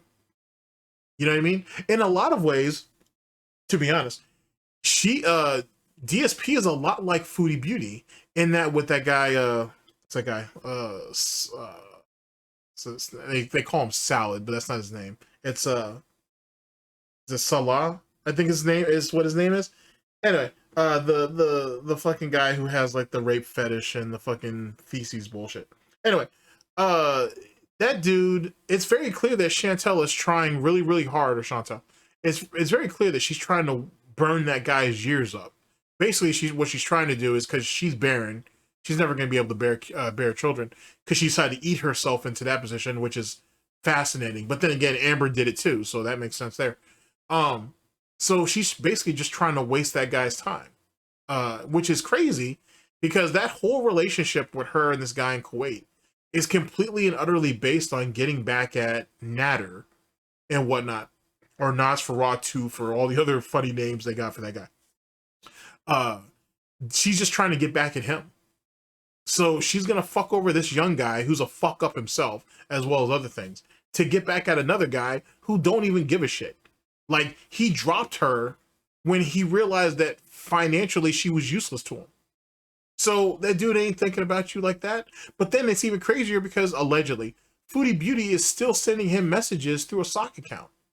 So she still has him on the hook. And it's even more alleged that when she goes to Canada and if she has access to a car for more than a day, that she drives out there to Gatineau, I think is where that dude's at, and stalks him for a few hours or whatever just to see what him and Dee Dee's doing. And then even funnier than that is there's alleged rumors that Dee Dee might be converting to Islam. I don't know. I have to jump back in there and check. I don't know. There's all kinds of stories coming out of there. So there's that. The point that I'm trying to make, though, ladies and gentlemen, is what Chantel is doing to this guy, is the exact same thing that DSP is doing to Kat. He's just trying to burn her years out. And was the same thing that he was trying to do to Panda. He was just trying to burn her years out. Get her comfortable, get her complacent, and get her settled, buck broken, if you will, and he thought she would just take it, and it didn't happen that way. She got out. Jesus, if that's not sick, I don't know what is. And he said as much in my interview with him. He actually never did, by the way. I went back and I watched the Keemstar interview. They never mentioned Panda at all in that. It's just not there. Dare I rest my case here? You know, like, there's nothing about me that they can say and do because there's nothing that's real. They made it all up. And that right there, if you guys, like I said, follow in Girl World, that's literally his, what evidence do you have? What proof do you have? That's literally, you know, same thing Amberlynn and Chantel say. Or Chantel. Same shit. Literally same shit. And then if you present it, then they have to go through the struggle session of trying to explain it away. Then they end up victimizing themselves, and then they just hope you drop it. Stupid as stupid does.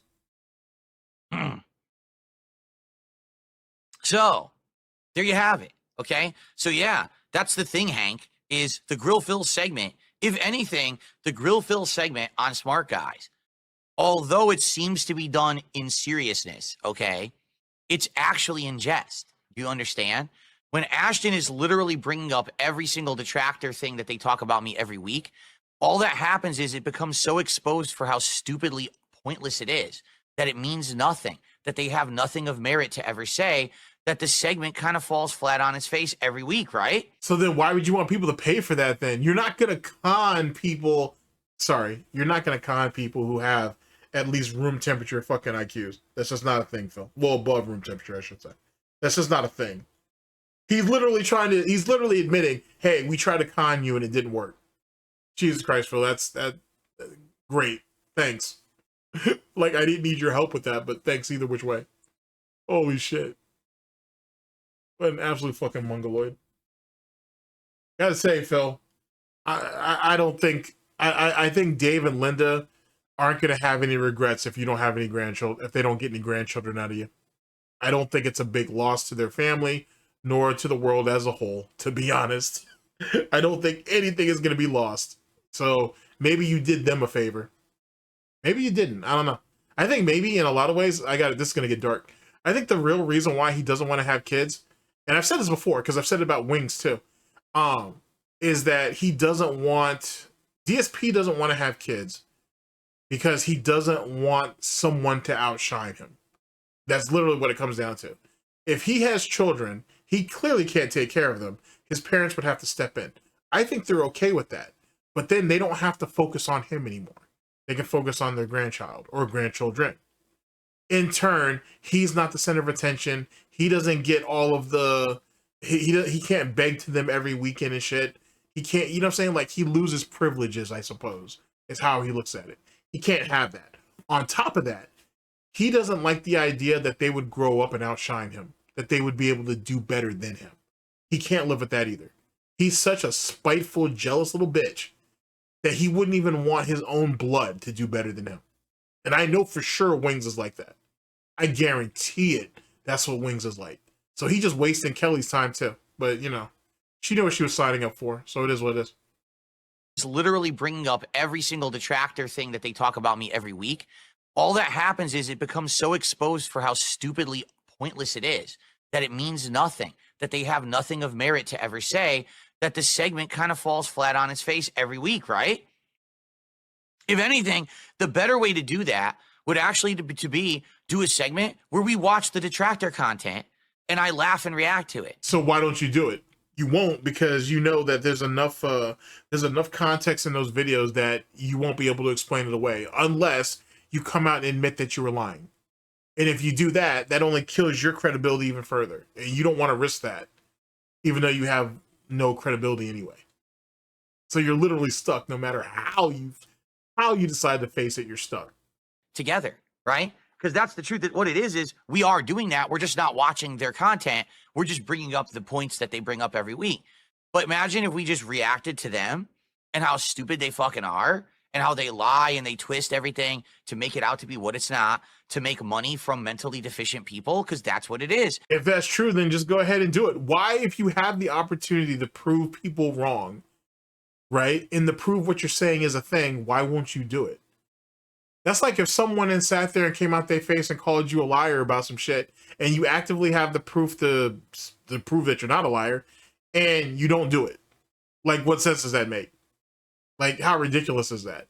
Or if you on the other side of that, you accuse somebody of something, people ask for evidence and you can't produce. You won't do it. But you say you have it. You know what I'm saying? You spoke with the type of confidence that makes people think that you know what you're talking about, and yet you don't do it. You know how weird that sounds? Makes you think. They literally sit there and they prey on mentally deficient people every single time that they broadcast or upload. That's all it is. They're not making any true entertaining content. They're fabricating drama for dumb people to pay them for it. Get it? It's literally a sick system. It's predatory. It's grooming 101. And the people who watch the content are grooming 101. I didn't know you were a professional, Phil, because you know way more about grooming than I do. I'll tell you that. You have literal first-hand experience. That's so dirty for me to say, by the way. I feel pretty disgusted even saying that. But it's true, though. Too dumb and not self-aware enough to realize it. So anyway, I understand your point, Hank. I kind of agree with you. I'm not going to struggle and sweat over the stuff during the... Remember, his back hurt, his neck hurt. Keep that in mind. Got a lot of movement, though, for somebody whose back hurt and their neck hurt. Fill segments, because there's never anything of merit there anyway. What will I struggle or sweat about when it's all bullshit? Right? Looks like that pain's gone away, huh? Hasn't it? He don't look like he hurt too much now, do he? It always is. It's always the stupidest thing. So why would I ever care? Okay. So thank you, Hank. And then Hank actually did a second super chat. Let me get your first one up on the leaderboard. And again, guys, please bear with me. I'm moving really slow today, if you haven't noticed. See, he caught himself. He caught himself. Oh, what a dumb little bitch. Like, I can barely move. Oh yeah, you can barely move. Well, no. Let me show you an example of him barely able to move. Let me give you another example of him barely able to move. To pay them for it. Get it? It's literally a sick system. It's predatory. It's grooming 101. And the people who watch the content are too dumb and not self-aware enough to realize it. So anyway, I understand your point, Hank. I kind of agree with you. I'm not going to struggle and sweat over the stuff during the grill fill segments, because there's never... Barely moving, by the way. Never anything of merit there anyway. What will I struggle or sweat about when it's all bullshit? Right? It always is. It's always the stupidest thing. So why? And see, he ain't caught himself because he's looking at himself in the... He's looking at himself in the preview window of OBS, and he's like, holy shit, I'm moving my arms way more than I should be. Why would I ever care? Okay. Now he's trying to thank autocorrect. you, Hank. And then Hank actually did a second super chat. Let me get your first one up on the leaderboard. And again, guys, please bear with me. I'm moving really slow today, if you haven't noticed. Like, I can barely move. So... What a predictable little monkey. Holy shit. And that's the reason why DSP has all the fucking people on him that he does. Because he is so predictable. Because he is easy to telegraph. You know what I'm saying? There's not a breath that DSP takes throughout the day that can't be predicted in one way or another. It's really fascinating. It's kind of fantastic. And it's also kind of sad too. Because you really... If there is anything spontaneous, it has to be like an outside source that does it, which is pretty lame, to be honest with you. I'm doing my best to maintain the show, but I know I'm moving like a slug right now. Oh yeah. Okay. So Hank did a second $5 super chat. I said, guys, come on. Phil told me if we hit all 6 goals today, he will drink a whole bottle of Selsun Blue on the stream. So let's get some support. Of course. Of course I would do that. I would completely do tons of horrible things to my body and just poison myself. And no, I would not do that. Now, that's the kind of dumb shit that probably the detractors would like to see, right? Let's see Phil actually like rip his arm off and lose a limb for the rest of his life on stream to make a fucking monetary goal. These people are insane, you know? Okay. Oh, okay. Keep in mind, it's the same idiot who wants to eat fast food and wants to drink on stream, but has gout. Let that settle in. Or sink in. True Corporation says if someone was willing to hit the goal so you could rest, would you go lay down and take some much needed respite? Is it respite or respite? I think it's respite, right? But is it respite? I don't know how to pronounce the word. Well, here's the thing. We got to hit 6 goals by Friday. Goals don't get hit by resting. Do you understand? If I turn the stream off and I go lay down, I don't make the money I need to make to pay my bills. That's not true. And that's why he's having the struggle session, because there are people who still donate to him behind the scenes that don't show up on stream, and he still doesn't want to admit to that. Shit, he barely acknowledges that people still donate to his Patreon. So you know for damn sure he's not going to acknowledge that people are sending money to his PayPal, and he's not mentioning it if it's not on stream. Goals don't get hit by resting. Do you understand? If I turn the stream off and I go lay down, I don't make the money I need to make to pay my bills, to make a living. What is that, a glitch in the Matrix? Like, what's wrong? Did you forget how to talk? Well, here's the thing. We got to hit 6 goals by Friday. Goals don't get hit. Okay, so we're talking okay right now. I mean, he's still a monkey, but he's still talking okay right now. By resting. Do you understand? If I turn the stream off and I go lay down, I don't make the money I need to make to pay my bills. The fuck is that? Like this ass clown is literally glitching. What are you going through? This was IRL lag? Like, what was that? To make a living, to support my family, and to hit the goals to do this marathon. I've got to be here making content. Oh, shit. To make the goals. Do you get it? That's how it works. No one just makes money by lazing about unless they're already at that level of insane wealth where they... Wealth. You don't even know what it's like you don't even understand what it's like to be rich, let alone wealth. Stop talking. Please stop. Don't need to work, right? And I'm not at that... And even the wealthy still work. Holy shit. Level, and I never will be. You have to understand, I will be a working man till the day I die. Yeah, you're not a working man. Begging's not working, but whatever. Let's bring that glitch back, though. I'll play this scene again unimpeded, so this way you guys catch the whole shit. What the fuck? Like, weird ass glitch in the Matrix. True Corporation says if someone was willing to hit the goal so you could rest, would you go lay down and take some much needed respite? Is it respite or respite? I think it's respite, right? But is it respite? I don't know how to pronounce the word. Well, here's the thing. We got to hit 6 goals by Friday.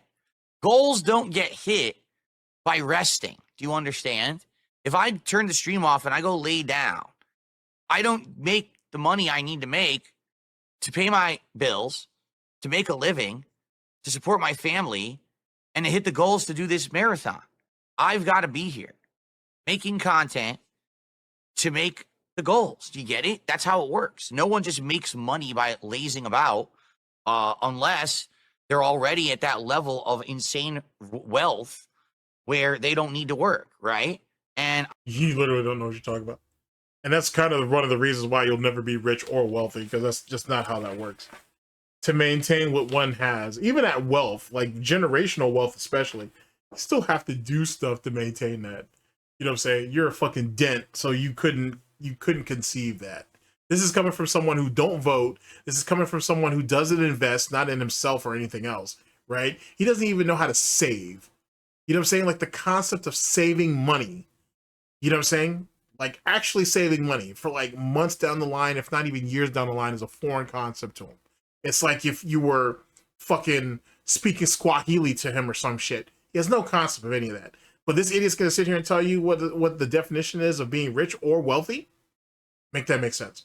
I'm not at that level, and I never will be. You have to understand. He's so fucked up right now that he's literally coping and whatnot, which is what you see him doing with that hair thing. Because Wings has the same habit. When DSP starts to get overwhelmed and he can't like figure out a way out, or he feels like he's been caught in something, he starts running his fucking fingers or his hooves through his hair to settle his ass down.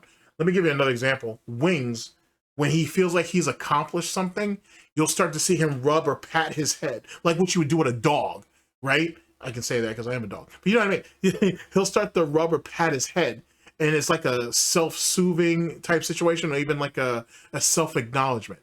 It's really interesting fucking type of quirk and shit. I can't remember who dude is now because he's not part of the Winx community anymore. But I remember asking him about that years ago, and this is kind of funny. He was like, "Nah, bro, you're reading into that shit too much." And then he ended up popped up like a couple of years later before he, like, I guess he kind of just fell out of the community or whatever happened with that. And he's like, "Yeah, I probably should have given that a little bit more merit than what it was." And I get it. You know what I'm saying? They don't want to humanize these ass clowns. So I get that shit. I get it 100%. So it is what it is. I'll be a working man till the day I die. Working I'm never man. going to be in a situation where I can like not work. I fully believe that. Like I'll be working pretty much till I'm dead. And I've Sounds like a waste of a life then, kind of, sort of. You know what I'm saying? Because if you look at it from his point of view, let me explain. If you look at it from his point of view, he's literally telling you, I'll never be able to do vacations. I'll never be able to have retirement. I'll never have anything about anything. It's just from cradle to grave.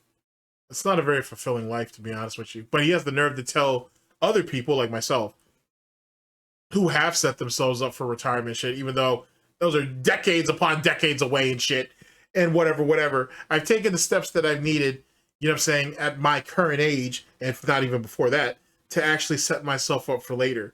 But he has the nerve to say that I'm wasting my time doing something that's just a hobby. That's all it is and whatnot. He has the nerve to sit there and criticize me for that. And he literally is older than I am and doesn't have shit upon shit together. He doesn't have nothing on the ball. You know what I'm saying? If he gets sick tomorrow, he's fucked. Outside of mommy and daddy coming around and helping his ass out. And how long do you think they're going to be able to keep that up? Because they're getting up there in age too. But he's got the nerve to sit there and say that shit to people that are younger than him who can, one, bounce back physically, or two, can bounce back physically and financially. He can't. He's sitting here crying about his back and his neck hurt, and all he's doing is playing games. Poorly, for that matter. And he acting like the, you know what I'm saying? He acting like he needs like a 3-day weekend that he can't afford to take, by the way. Oh boy. kind of come to terms with that. You know what I mean? Like I don't think there's much I can do to fix that. You've done as much as you can do to fix that. How exactly? How have you changed your financial situation to do that? You make 6 figures a year and you can't figure out a way to put away $10,000 a year, $20,000 a year, and this is on the low end. Like, I'm lowballing the fuck out of this. Make it make sense. Remember, we ain't sat there and cheated and lied and beat the U.S. government to get a bankruptcy, get all those credit cards and everything discharged. So all the money that went to those credit card bills, all the money that went to that second mortgage, where'd all that go? Don't worry, I'll wait. Interesting. American is respite, but British say respite. Is that true? Because see, that's the thing. And then change the subject because he really doesn't have an answer for anything. I don't know how to actually pronounce the words because some words I've never heard actually pronounced. I don't know how to pronounce that word at all.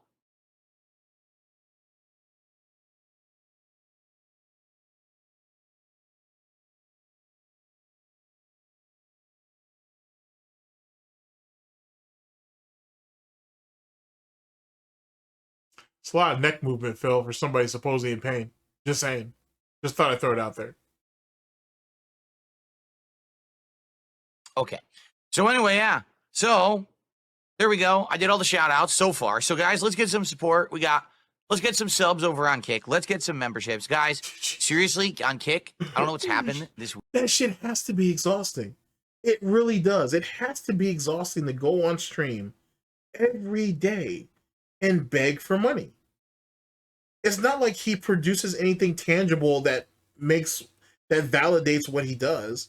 So we're literally begging for the sake of begging. That has to be exhausting. Let's, because we're way past embarrassment and you know, a loss of pride and depression and all that bullshit. We're past that. That just has to be exhausting. It has to be mentally exhausting. And if it's mentally exhausting, then eventually it's going to have a physical toll on you. You would think. I don't know. Maybe that's me overthinking it again. Week, but one day we had like nothing. One day we had one sub. let's get some support on Kick today. Let's get it rolling. All right, let's get some people supporting over there. And obviously, let's get some support on YouTube. Thank you, Hank, for the first super chats. But let's get some memberships maybe. And, of course, tips as well.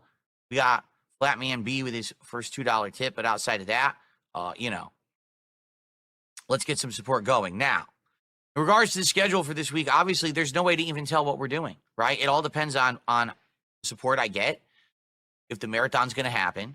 I'm telling you, tonight, there's no way I'm playing Call of Duty on mouse and keyboard. So instead of Call of Duty tonight, we're going to finish mouth washing, and then we're going to have Q&A. Tomorrow, the day stream will be Ninja Gaiden 2 Black, and then tomorrow night, we'll try to do Call of Duty. Friday's up in the air. If we do the marathon, then that's what we'll do. If we don't do the marathon, then it's going to be the conclusion of Dark Souls. And then Friday night will be up in the air. We could do more Street Fighter, maybe with or we could do something else that's more chill. It's up to you guys, okay?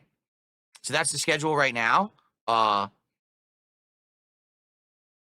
that's about it. I really don't have that much because I was in pain and I barely even got to stream today. I woke up and I just could barely move. So, you know, I'm going to do my best to learn my Shiranui today. I don't know how it's going to go, to be frank with you. We'll see. Would I do a cooking with DSP? No. In fact, today I was actually supposed to cook. I was supposed to make us bison burgers for dinner, but I can't. I'm in too much pain, so I'm going to tell my wife when she gets home from work, we just got to order something, or if she knows something quick she can make. Why can't she just order something on the way home and just pick it up? You ever notice how that's never a thing either? Whatever. I can't stand there over the stove cooking. You can't stand over a stove for 10 or 15 minutes for burgers. Oh, wow. Okay. In my condition. Knowing damn well that the only reason why he wanted to make bison burgers is because he was playing Street Fighter.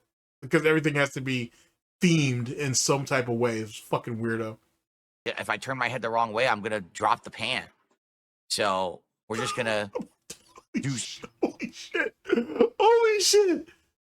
If I turn my head the wrong way, I'm going to drop the pan. In fact, today I was actually supposed to cook. I was supposed to make us bison burgers for dinner, but I can't. I'm in too much pain, so I'm going to tell my wife when she gets home from work, we just got to order something, or if she knows something quick she can make. Wait, if you were in pain last... Let me stop. Well, I'm actually going to let you slide on that. Because I already caught you lacking. I'm going to let you slide on that, though. Just because it's me being petty. Because I can't stand there over the... Fuck that. What didn't you... You said that you were basically feeling this type of pain yesterday and shit. So theoretically, Kat knows that you're hurting. Kat knows that you're having issues and shit.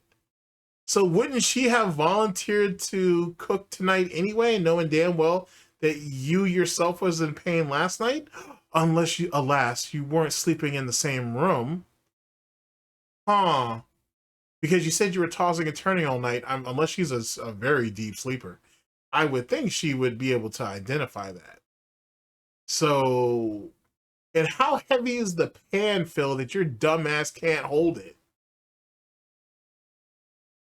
I've got so many questions. I've got so many downright petty questions. The stove cooking in my condition. If I turn my head the wrong way, I'm going to drop the pan. Now it's a condition.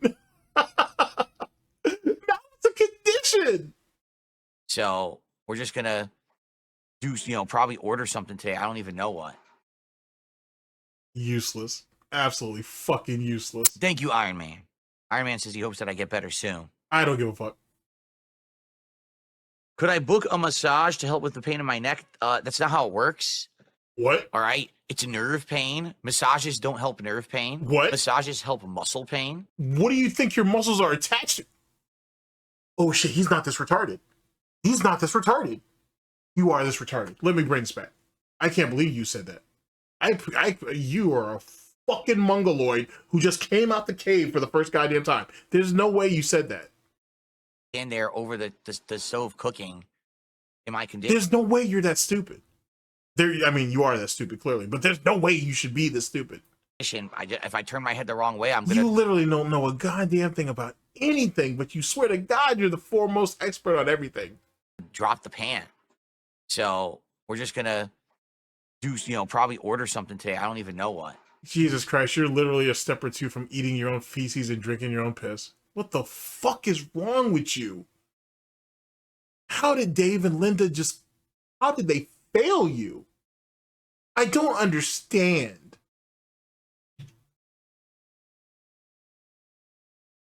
Thank you, Iron Man. Iron Man says he hopes that I Oh, get better soon. wow. Could I? You know, it's funny. They say that people like King Cobra, he should, like, well, Cobra in particular. They say that King Cobra, that Clint should have put him in a home. You know what I mean? Like a special needs type situation. Truth be told, I think very few of you would be able to make the argument that DSP probably shouldn't have been put in a home too. To be honest with you, he's just not built to function in society. He's really not. He needs to be in a nice little regimented situation where someone wakes his ass up. You know what I'm saying?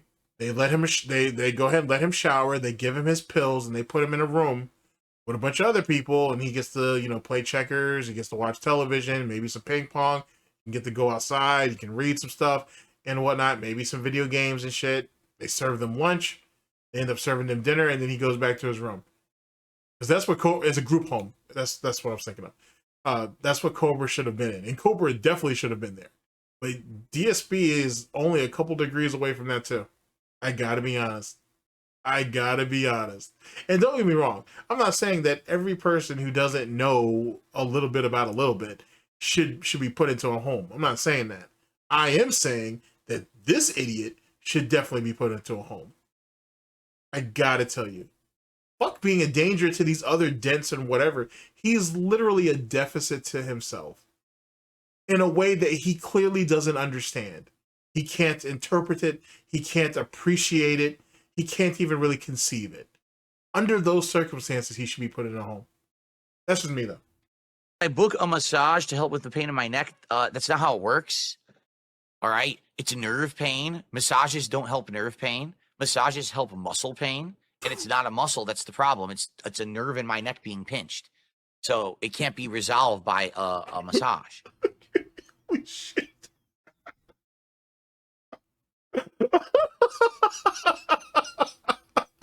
That is a blatant falsehood. What do you think is pinching the nerve? My vertebra. They're pinching the disc. It's the same as when I had my severely herniated disc in my lower back almost 20 years ago. Where the discs misalign, they slip, and then because of that, you get pinched nerves over and over. Now, for me, I've never had it severe enough where it doesn't fix itself. This has happened before, and if I just rest up, it usually adjusts itself back, and I'm good for a while, and then it just happens again. It's just a recurring thing. I can't. I can't. I can't. Oh, man. It's... Oh, fuck. Oh, shit, bro. Holy shit. Oh, my God. I gotta tell you. Okay. Funny story. It might be a funny story. I think it's a funny story. Okay. Oh, shit. Oh, shit. I remember very distinctly how my friends and my peoples reacted to the first time I introduced them to Darksydephil, right? I distinctly remember all this shit. Distinctly. Holy shit. It's like, it's very, very pronounced in my memory, right? I distinctly remember the first time I showed I showed a SnortBucks video, excuse me. A SnortBucks video to one of my siblings. I distinctly remember the look that he had on his face when I showed him the shit. I can't remember when it was, but it was like 2000. It was definitely 2018 because I was still in my rookie season. And I distinctly remember being like, yo, you need to check this out. It's like 10 minutes. You just let me know what you think. He's like, all right, you know, whatever. You know, I just thought it was going to be like a zany, funny YouTube video, which it was funny. Zany, I don't know, but it was definitely funny. And we're watching it or whatnot. And we're about 3-4 minutes in. And shit. He pauses the shit and he's like, either it's one of holy shit, this shit's vivid in my mind, in my memory. He said, this is one of the greatest fucking meme like type of like pseudo art type acts that he's ever seen, or the guy's functionally retarded. Like he's like, I don't need to see anymore. It's one of those two. Like this can't be real, but if it is, he's functionally retarded. And I just left it at that. And every year since, almost every person that I've ever showed this shit to, it's a similar answer. It's either one of the greatest acts that doesn't have like an end game to it, or he's functionally retarded. And I gotta tell you, he has never done anything to dispel it. Like, you know what I'm saying? Like when I show my peoples or whatever clips of his shit from years and years later, from the time that I initially showed him, he's like, literally nothing's different. Nothing's changed. He may have progressively even gotten worse, if that's even possible. Oh boy, he's the gift that keeps on giving. He's the gift that keeps on giving. And the thing is, right, I don't feel bad for him and I don't sympathize with him. You guys should know me long enough by now to know that.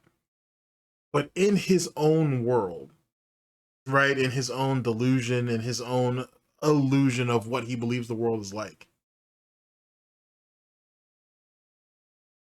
you would think that even in that circumstance, he would have doubts. Like he would have doubts about the shit that goes through his head. Maybe I'm not right about this. Maybe I don't know what I'm talking about. Maybe I should. You would think that is just something that even normally functioning individuals would have thought about, right? That's something that's conceivable, right? Like, you know, like there's times in life where someone says something, you're like, well, wait, let me think about that. Let me really consider that. He doesn't. He's just a reactionary person. Like he hears something, he has to react to it. Because if he don't, he believes that people are going to think that he's stupid, right? Or they're going to think less of him because he doesn't know a little bit about everything, unless he just doesn't know everything. And he doesn't realize, and he's never learned, that the more you do that, the more people will pick up on the fact that you don't know what you're talking about, or you don't have a clear understanding of a circumstance, or you may be able to use this little nugget of truth, as he likes to say, and you think that's going to be able to carry the day, and it won't. It'll be very apparent to people, or it'll be very apparent how to suss you out and realize you don't know what you're talking about. And you would think that would be something that would dawn upon him. You don't have this many people that laugh about you and talk about you and ponder and theorize and speculate about you daily if you're not doing something wrong. Now, if you're extremely mentally fucking ill and you believe that everything in life is shaped the way that you believe it's shaped, then that's one thing, which is clearly what it is. But for everybody else, there's MasterCard, there's reality, there's, you know what I'm saying? It's like that. It's really spectacular, I gotta tell you. Like truly sociopath fucking behavior and shit. Absolutely fucking amazing. Thing, and there's nothing I can really do about it. 20 years ago, I was told I could have fusion surgery, which luckily I did not go through with, because a lot of people who get the fusion surgery say it actually doesn't really work. Yeah, so I'm pretty sure it's a case-by-case basis. But that was 20 years ago. What did you think about doing 15 years ago, 10 years ago, 5 years ago? Oh, wait. So, yeah. It's a useless what can person. I say? It sucks. No, you're useless as shit. That's what it is. And or it's just another thing to milk. Like it's actually very possible too. To be honest with you, I think I was talking to Asian GTG about this shit. That he believes his delusion so much, because the human mind is a pretty amazing thing. He believes in his delusion so much that he's actually manifested this pain and it doesn't actually exist. Or they call it like it's a phantom syndrome. Actually, he imagines the pain that he has that he doesn't really suffer from. And more than likely, that's probably what it is. And he developed that condition super early on, and it was just never corrected. Or his parents thought he'd grow out of it, just like how Clint thought Josh or King Cobra would grow out of some of his shit. Don't be wrong, Josh is still functionally retarded, but you would think that he would some of his behavior he might get up out of. He didn't. They just intensified and became worse. Because he didn't have any checks or balances, he didn't have the training, conditioning, or education, physically or otherwise, to actually get himself up and out of it. Hence the reason why Josh is the way he is, just slowly dying. And it's really the most sad, pathetic thing that you see. Not pathetic as in a ha ha ha. I mean, it's sad, like pathetic as in, goddamn, that's really sad. Like he's literally, he's gonna die like that. You know what I'm saying? That's really, really sad. To the point where his body, you can tell now, his body's turning on him. I mean, so is DSP's. But like his body's literally turning on him. It won't be long until it betrays him. You know what I mean? Just something to think about. Please, guys, let's get some momentum going. Let's hit the goal on this stream so that we can get to that marathon. Again, I would love to do it on Friday. That would be that. Friday is absolutely the best timing. Oh, I forgot to tell you about the rum cake. I got to give you guys an update. Oh, you want to give me? Oh, got to go back to that contingency plan. Here's my thing, though. If you're so bad, if you're hurting so bad on Wednesday, what makes me or anybody else? What should make anybody think that you can actually come through on Friday for the marathon if you were able to hit it? So I'm taking into consideration. On the rum cake, I totally forgot. But Friday would be the absolute best timing for the marathon. If it doesn't happen on Friday, then sadly it's gonna hurt no matter what. If I do it on Sunday, number one, I'm gonna have reduced attendance because it's Super Bowl Sunday, and number two, that cuts into the Monster Hunter beta, right? If I do it during the week next week, that's gonna cut into possibly playing Civ 7 or the Elden Ring beta, or trying to finish up the games that I'm trying to finish up before the new stuff comes out. So, you know, the best time to do it is Friday, but hitting 6 goals between now and Friday is going to be a tough call. Are you going to tell us why there's such urgency with this goddamn cake? Or are you just going to throw it out there and hope that's enough?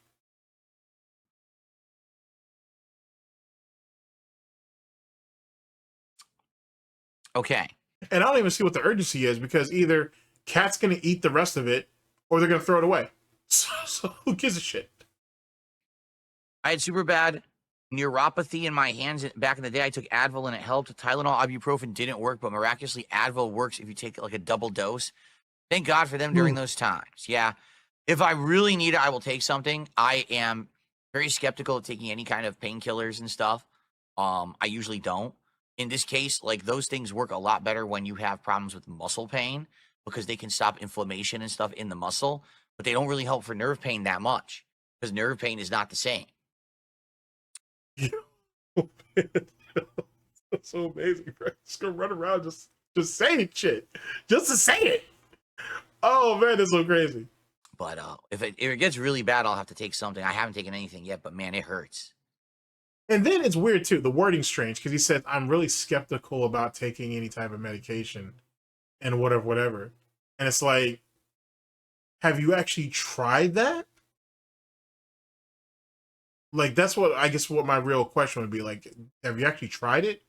Do you know what Tylenol, Advil, ibuprofen, you know what I'm saying? Do you know what any of those things do? Have you actually read the bottle? Have you actually maybe taken a couple seconds to go ahead and get past whatever BBC porn that you're looking at and actually Google it and see what it says? Just asking. Okay. How are you, Game Boy? I'm not doing too good, Game Boy. I'm in pain today. But I'm here, but I'm in pain today, man. Cry okay. more. All right, so that was a $2 tip, right? Okay, I'm sorry, guys. I'm trying to stay on top of it. Like I said, I'm behind the 8 ball today. I'm definitely not myself, I can tell. Okay, so here is the news, the update on the rum cake. Let me give you the full skinny on what's going on. First off, why the fuck do you keep holding out on that shit? That shit is not the driving force behind anything. Oh man, all right.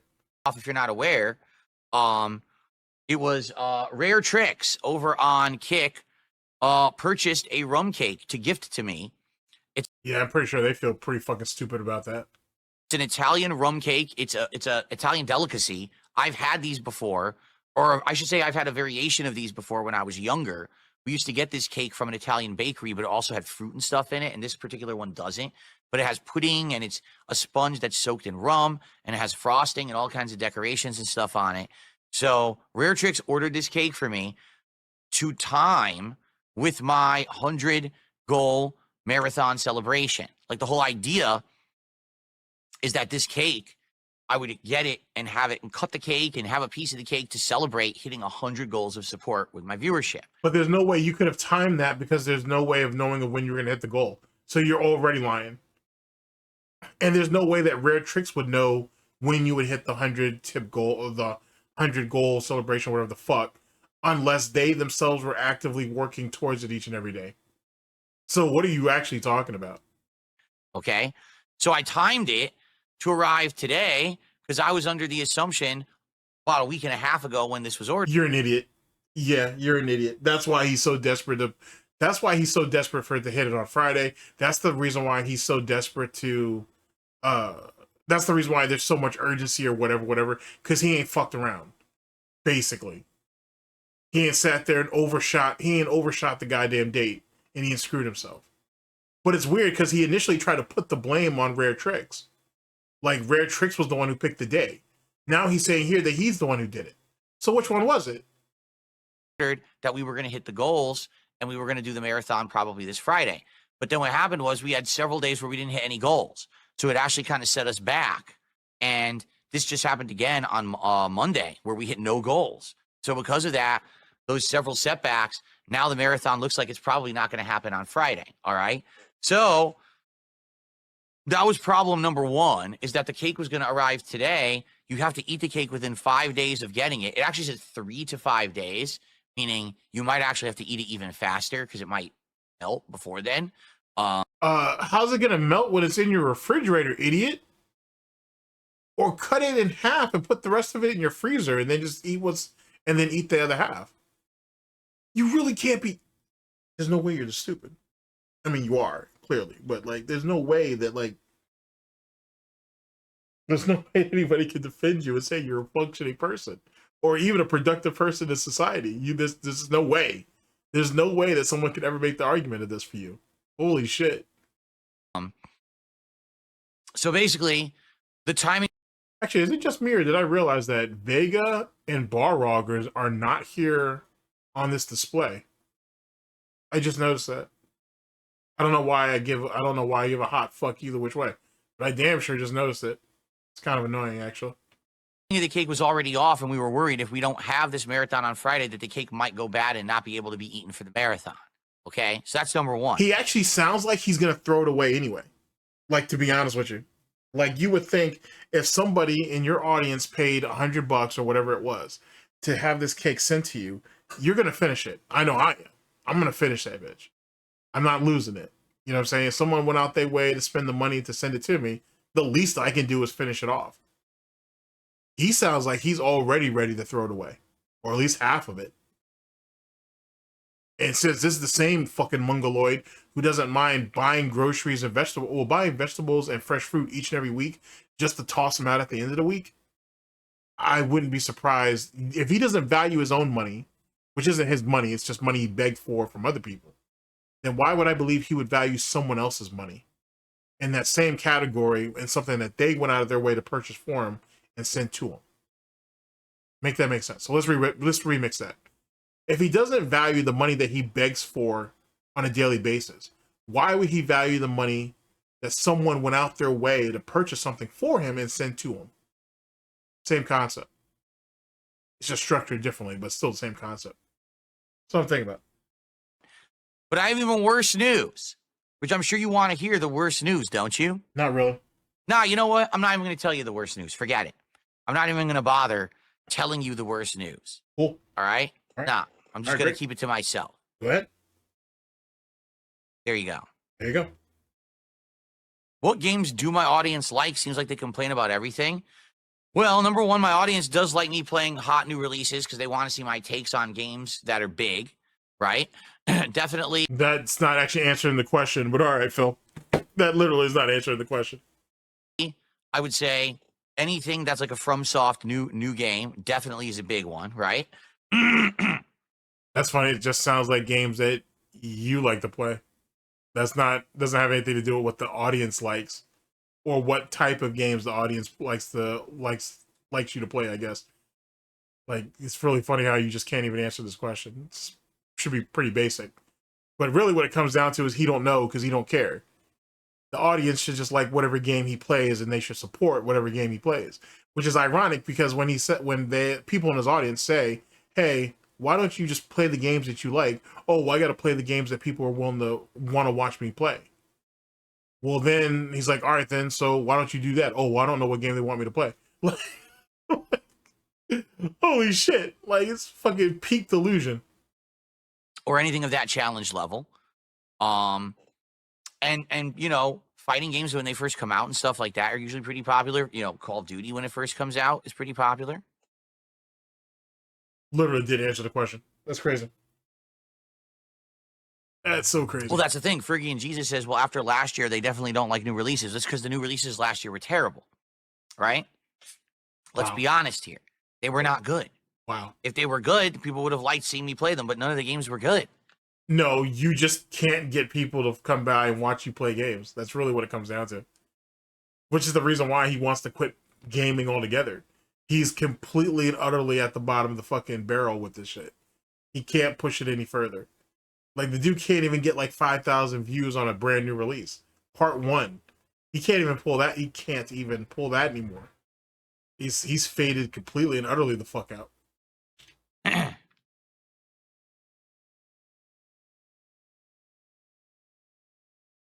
Why are there almost no crowns on YouTube? Well, number one, because a lot of the accounts on YouTube are sock accounts. That's number one, just being honest, okay? And number two, on YouTube, people don't really tend to gift that many memberships. A lot of people who are on the YouTube side will do super chats or tip, but I've noticed that on the YouTube side, a lot of people don't do the memberships, right?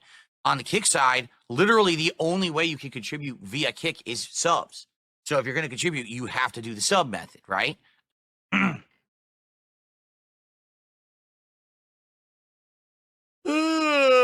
Do a cooking vid and show my marinara. I haven't made a pot of marinara sauce in years. COVID screwed everything up because that was something that I was regularly doing and enjoying. Was every maybe 2-3 months, I would take a whole day where I would do my slow simmered, you know, family recipe marinara sauce, and I'd make like a ton of containers of it, and it would last many, many meals, and it would work out really well. But when COVID hit, it screwed all that up because you could no longer really go to all the stores we needed to go easily to get all the ingredients for the sauce. So right around COVID time, we started finding alternatives, buying different sauces that were higher end sauces that tasted good, but not as good as my sauce, but tasted better than, say, Prego, right? So he threw money at the problem instead of what? Going out and just buying the ingredients, basically? The hassle of going out and shopping during COVID pissed him off, so just throw more money at something that's overpriced and just go with that. Gotcha. So it is what it is. I can't do that because I'm not cooking right now. $30. Guys, we're at $30. Come on, who's gonna do it? Right now, someone's gotta do it. Someone's gotta drop it. Wow. Some subs or memberships or a tip or something. Let's get some momentum going on the show before we adjourn. Let's get to the goal. All right? Seriously. Let's do it.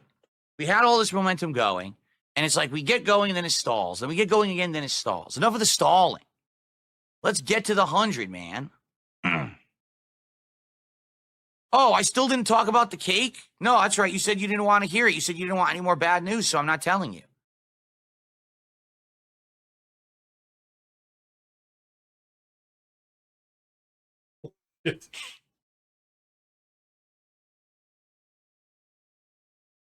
And the really fucked up part about it is I'm wondering, why won't he just go through the trouble of rescheduling the cake delivery? I'm pretty confident you could do that.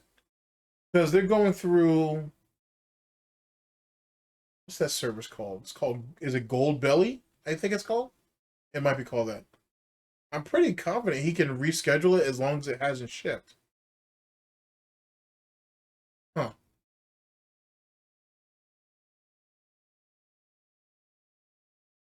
So, all right, I'll tell you. I'll tell you what's going on with the cake. You ready? And this will be the end of the show for today. What an amazing podcast we've had today of me sitting here in pain and not having much to talk about. Right? Okay. So, yesterday, I received notification that the cake shipped. And I even got the tracking number from UPS and everything. It's en route. It's coming. It's on the way. Well, then wait. Then you fucked up because you should have rescheduled it. If you knew that you missed multiple days where you guys didn't hit the goals, you should have pushed the cake back. Dumbass. So there is no bad news. You fucked up yet again. All right. It's supposed to arrive today between 8:30 a.m. to 11 a.m. So I was like, oh, this is cool. It'll even show up during the podcast or whatever. Maybe I can even just show it, take it out of the dry ice, live on stream. That would be kind of cool, right? All right, you ready for this? Let me actually, before I do this, let me double check. Hold on. Okay.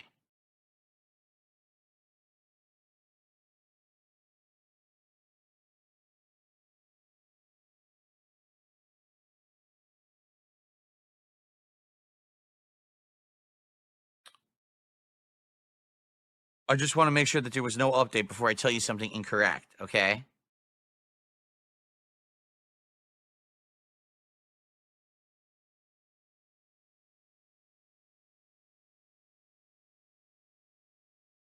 Wait, what? Sometime today, Phil. Sometime today. What? What?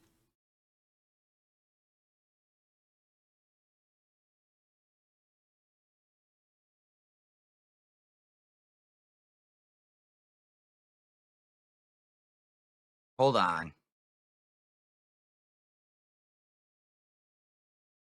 How do I get to this? Here you go. Yeah, I accidentally needed this email. I want it in my inbox. Okay. I just said put it in my inbox. Where is it? I said put it in the inbox. There it is. What a delay. Okay.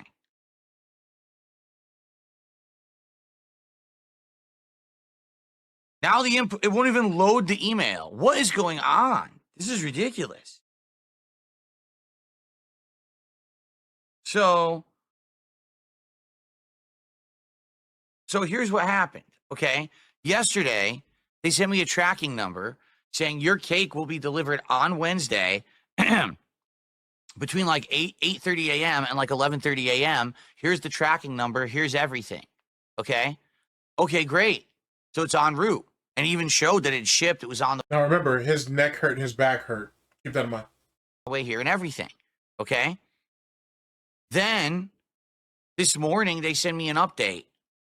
Oh, we have updated your delivery. Here it is. Wait, what?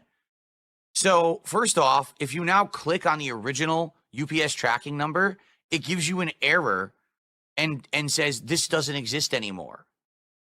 What does that mean? Originally, it had shown that this cake had shipped via that and it was in transit. It even had shown supposedly that it was supposed to arrive in Seattle this morning, which is why it was supposed to be delivered today. Okay. But now the tracking number has been deleted. It doesn't exist anymore. So they sent me a new tracking number. And when you click on this new tracking number, okay, it actually says that the cake arrived in Seattle today at 11:18 a.m. and is sitting in Seattle and they're not delivering it today. That they're going to hold it and they're going to deliver it sometime tomorrow afternoon. He's probably lying. He's probably lying. Either that or he misread it. One of the two. One of the two. Because he's trying to hit the thing Friday. He was hoping it was going to show up today. He's probably not even going to hit the goals today. So it hitting tomorrow kind of buys him an extra day, basically. Or he was able to reschedule. Obviously. Now, here's the problem with that, all right? When I selected the shipment method and the timing, it was supposed to be delivered today. That was the whole point. When they packaged this thing at the bakery in Massachusetts, which is on the East Coast of the United States, they put in dry ice and stuff to keep it frozen because it was going to be delivered today. You get what I'm saying? No, I don't even think you understand what you're saying. Because that dried ice is probably still good a few days after you get it, Phil. Jesus Christ. Jesus Christ. Oh, it's riveting. Absolutely fucking riveting. Like when you package something that's a frozen item for shipment, you put enough stuff in there so that it arrives frozen, but you put enough in there that it's going to arrive on the day that you schedule it for. They, for some odd reason, deleted the old tracker, made a whole new one, gave it a whole new shipping situation, and now are delaying the delivery over a day. Okay, that helps you. You're not even near the goal, Phil. This literally benefits you. Why are you crying? So I have to hope that when this was packaged, that they put enough in there to last until it shows up, because it's a perishable item. If the dry ice was not a lot and they were just assuming it was going to show up today, then it could show up tomorrow melted. I hope not. I hope that it's not the case. He's such a fucking fear monger. He really is. Like, he's literally the definition of all right, it's really Murphy's Law of what can go wrong will go wrong.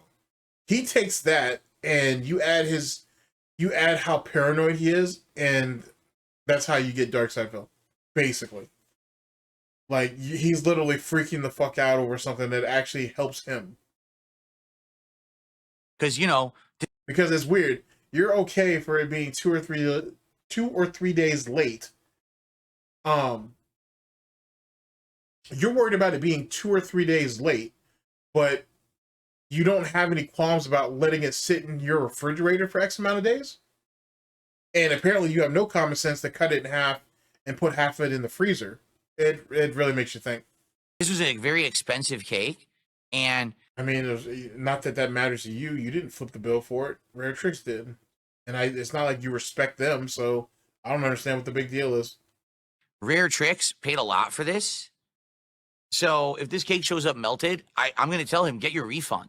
That's bullshit, you know? And quite frankly, that is why this whole business at Gold Belly, where you order food from gourmet restaurants and bakeries and things from across the country and have it shipped to you, that's why I was very skeptical about it to begin with. It's not even the only service that does that, though. I haven't tried Golden Belly yet, or not Golden, but Gold Belly.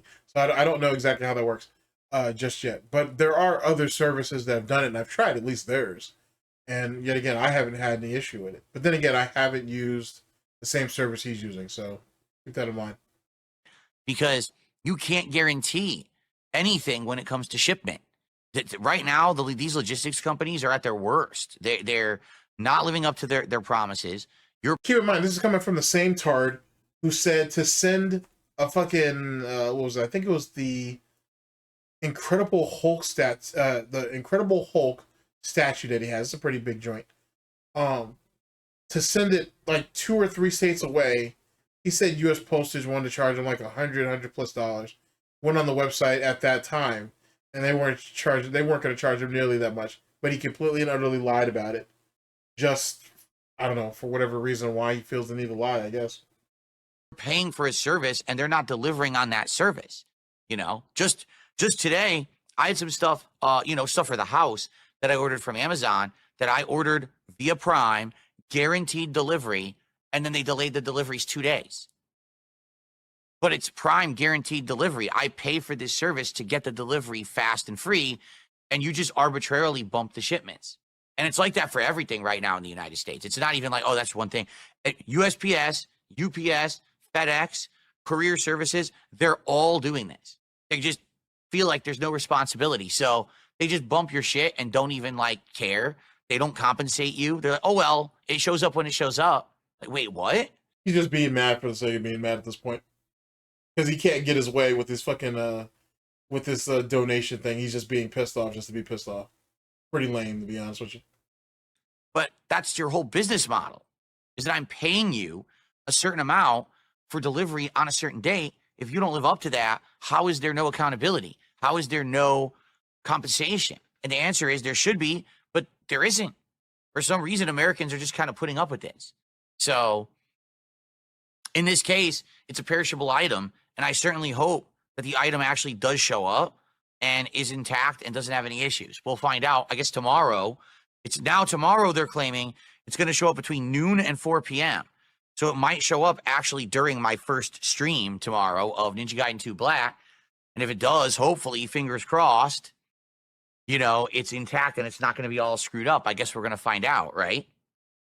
So, can't you lock in the marathon for Friday regardless of goals? You know you're going to hit the goals eventually.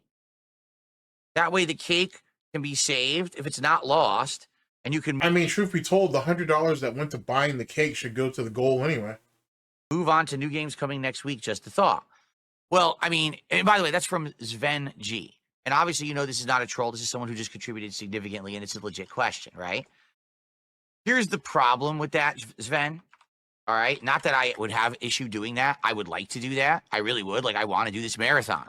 Listen, I got booze lined up for this marathon that I want to drink. I've been holding off all week on even taking a single sip of this single malt Scotch whiskey that I bought. Literally the definition of an alcoholic. The bottle for the marathon, and this Crown Royal that I bought for the marathon, right? I'm going to order food that day when we do the marathon that my wife and I really enjoy, and we're going to have a meal live together, and I think that's going to be awesome. It's not that I don't want to do the marathon, all right? But the idea is thus, okay? The reason that we're doing Viewers' Choice is because viewers supported my content, right? So they get a marathon where I play the games that they so choose.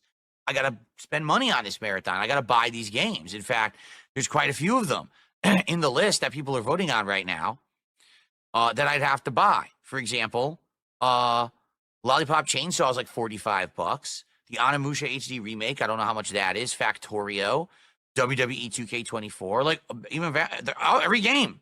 The only game there is chess.com is free. So I got to drop money on this marathon. You know, likely if I buy all those games. Shouldn't you have already done that, being that, you know, we're at 94 of 100? Shouldn't that have already been purchased? Why is everything got to be at the last goddamn minute? The marathon, you're talking $100 or more, right? And I got to get the food for the marathon, right? So all these factors, it's not free. It costs me to do it, right?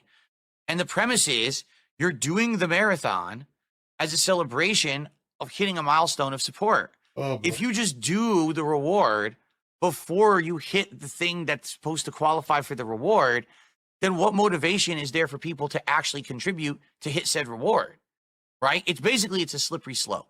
You want to do the right thing and you want to be nice, right? You do. But at the same time, if you do it early, what people will always say from now on is, oh, we don't need to hit the goal because Phil's just going to do a reward anyway. Why do we need to hit 10 goals to do DSP Tries It? He'll just do it whenever he feels like it. Why hit 50 to do a fun marathon of Mega Man or whatever? He'll just do it. And then if I don't do it, people will complain, well, you gave this to us for free before, so I don't get it. Why aren't you doing it now? Right? That's the problem with giving something for one price or one thing and then changing it later. So for example, you know, why are people up in arms when a service like Sony had free online play, but then they start charging you for it, right? Because it was free. And now you're charging me for something that was free? That doesn't make sense. That's not part of the agreement. Why are people upset that with Amazon Prime, they were getting ad-free video and movies for a long time, and then all of a sudden they added ads in? Well, that wasn't the agreement. I paid you for this. You changed the agreement halfway through. So what happens is people get used to a certain thing or they want a certain thing, and if you get them used to that, then they're going to get upset if you try to go back on it later. So, for example, if we do this marathon on Friday and we're only at 95 goals, people will just be like, well, guess what? From now on, we just expect you're just going to be doing stuff without hitting any goals. And it's going to be counterproductive. And I can't operate a business like that, you know? We had the streak. We changed the streak because the streak wasn't working, right? The streak was very annoying. That it was expected that we're going to hit a goal every stream. I do think that that's unrealistic. You know, there was a time we were, but I think that this new way of doing it is better and everyone's liked it, right? I think what it is we're tweaking it to find the perfect formula. And sadly, we had some bumps along the way. One of those bumps was changing from a fast food-based DSP Tries It to the snacks. I think that did not work at all. I think that people would have preferred that if we just did the fast food DSP Tries It, we would have hit it faster. We would have hit 90 way faster than we did. And now, you know, getting to this marathon, you know, it's it's rough because so much is going on. You know, I'm in pain, I'm hurt and shit, and it's hard to get motivated. Like today, I would have been, you know, probably doing backflips on the stream, trying to get people motivated to contribute, but I can't really do that when I'm in pain. You know what I'm saying? It sucks. Like, what can I do? You know, I mean, people take time off. Well, just think about that. Take time off. So according to you, I should have taken time off last week when I was feeling under the weather. Remember, last week I had a really sore throat one day. And then this week I should take time off for my neck. And I should take more time off. So when will I be here exactly? Right? And that's the problem is, unlike the other people who you see who take time off, right? Ashton and Andy, those guys can take time off whenever they want. Why? Because every time they turn on their goddamn stream, they make thousands of dollars. Have you ever seen one of their streams when they turn it on, how people flood them with support? They don't have to do anything. They literally turn on the stream and they get flooded with support. I don't get that. All right. I work for my fucking living hard. And I'm not saying they don't work hard either, but it's just completely exponentially different scales. You understand that? So I got to bust my ass. I got to be here. And it sucks when it's a situation like these last couple of weeks where definitely I would have benefited better from not being here as much. I probably wouldn't have been as stressed or as worn out as I am right now. You know, who even knows why this neck thing happened? I don't know. But, you know, it is what it is. I'm toughing through it, man. But that's the problem is if I just give everything to be a nice guy, then the incentive for people to contribute to hit goals and get rewards will be gone. I'd essentially be gaming my own system, and it's just going to shoot me in the foot. That's all it's going to do. It's going to come back to bite me and shoot me in the foot. When the next time we try to hit the next goal, oh, we don't care about hitting that because you're just going to give it to us anyway. Well, no, I'm not. Oh, well, how dare you? You gave us stuff for free before. So, you know, and that's the problem. That's the problem with it. You cannot do that and change it midway because then people will get upset.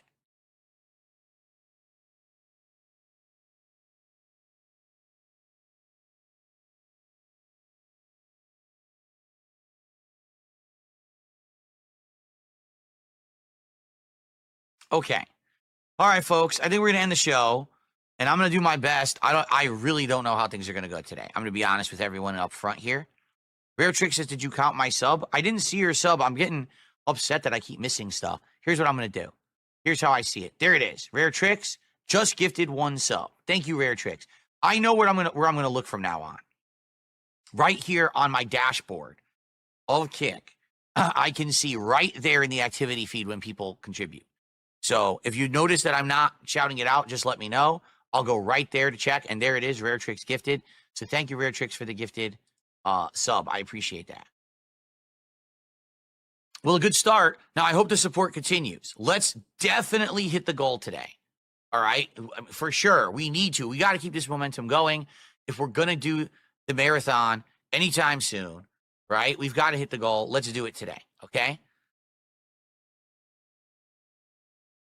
Oh, no, the love seat was terrible. Sarah says, was the love seat better for your back and stuff? No, the love seat was awful. The love seat literally wore out within 6 months of me buying it and became like mush. So there was zero support when I sat on it. That's why I had to have big cushions and shit behind me and stuff. The love seat was the absolute worst. This chair is very supportive. It's got lumbar support. It's good. But I'm not hurting my neck when I'm gaming. I hurt my neck when I was in bed somehow. I don't even know how. I don't know.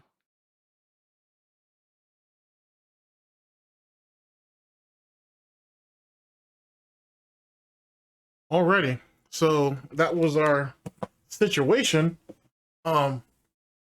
Absolute madness, all in one of the most desperate attempts that I think I've seen in quite a while, just to hit the tips goal, just to hit this marathon, just so he can beat his alcoholism, to be honest with you. To try, and he threw everything, he threw everything at the wall. He threw everything at the wall. Tried to shit on detractors, trolls, haters, and critics, saying that more support needs to be done outside of the few people who donate. He really ran the gambit, to be honest with you, to make that happen. Not enough to make me contribute. You know what I'm saying? I don't give a fuck about the Grill Phil segment. Like, not enough to throw money at it. So that doesn't help him with anything as it pertains to myself or anybody I know. As for more of those dents need to come up and support, I mean, I guess, I suppose, as it pertains to Rare Tricks, no good deed goes unpunished. So we'll find out how that cake thing eventually rolls out. And as I told you guys about the marathon, his autistic schedule, the DSP tries it. He has just so unrealistic expectations, which is ironic, being he says he's realistic. It just shows. It's kind of, it's off putting, to be honest with you, and it's frustrating. I would say more than anything. But whatever. Let's go ahead and what are we gonna do? What are we gonna do? Let's do that. Anywho, ladies and gentlemen, thank you very much for listening in.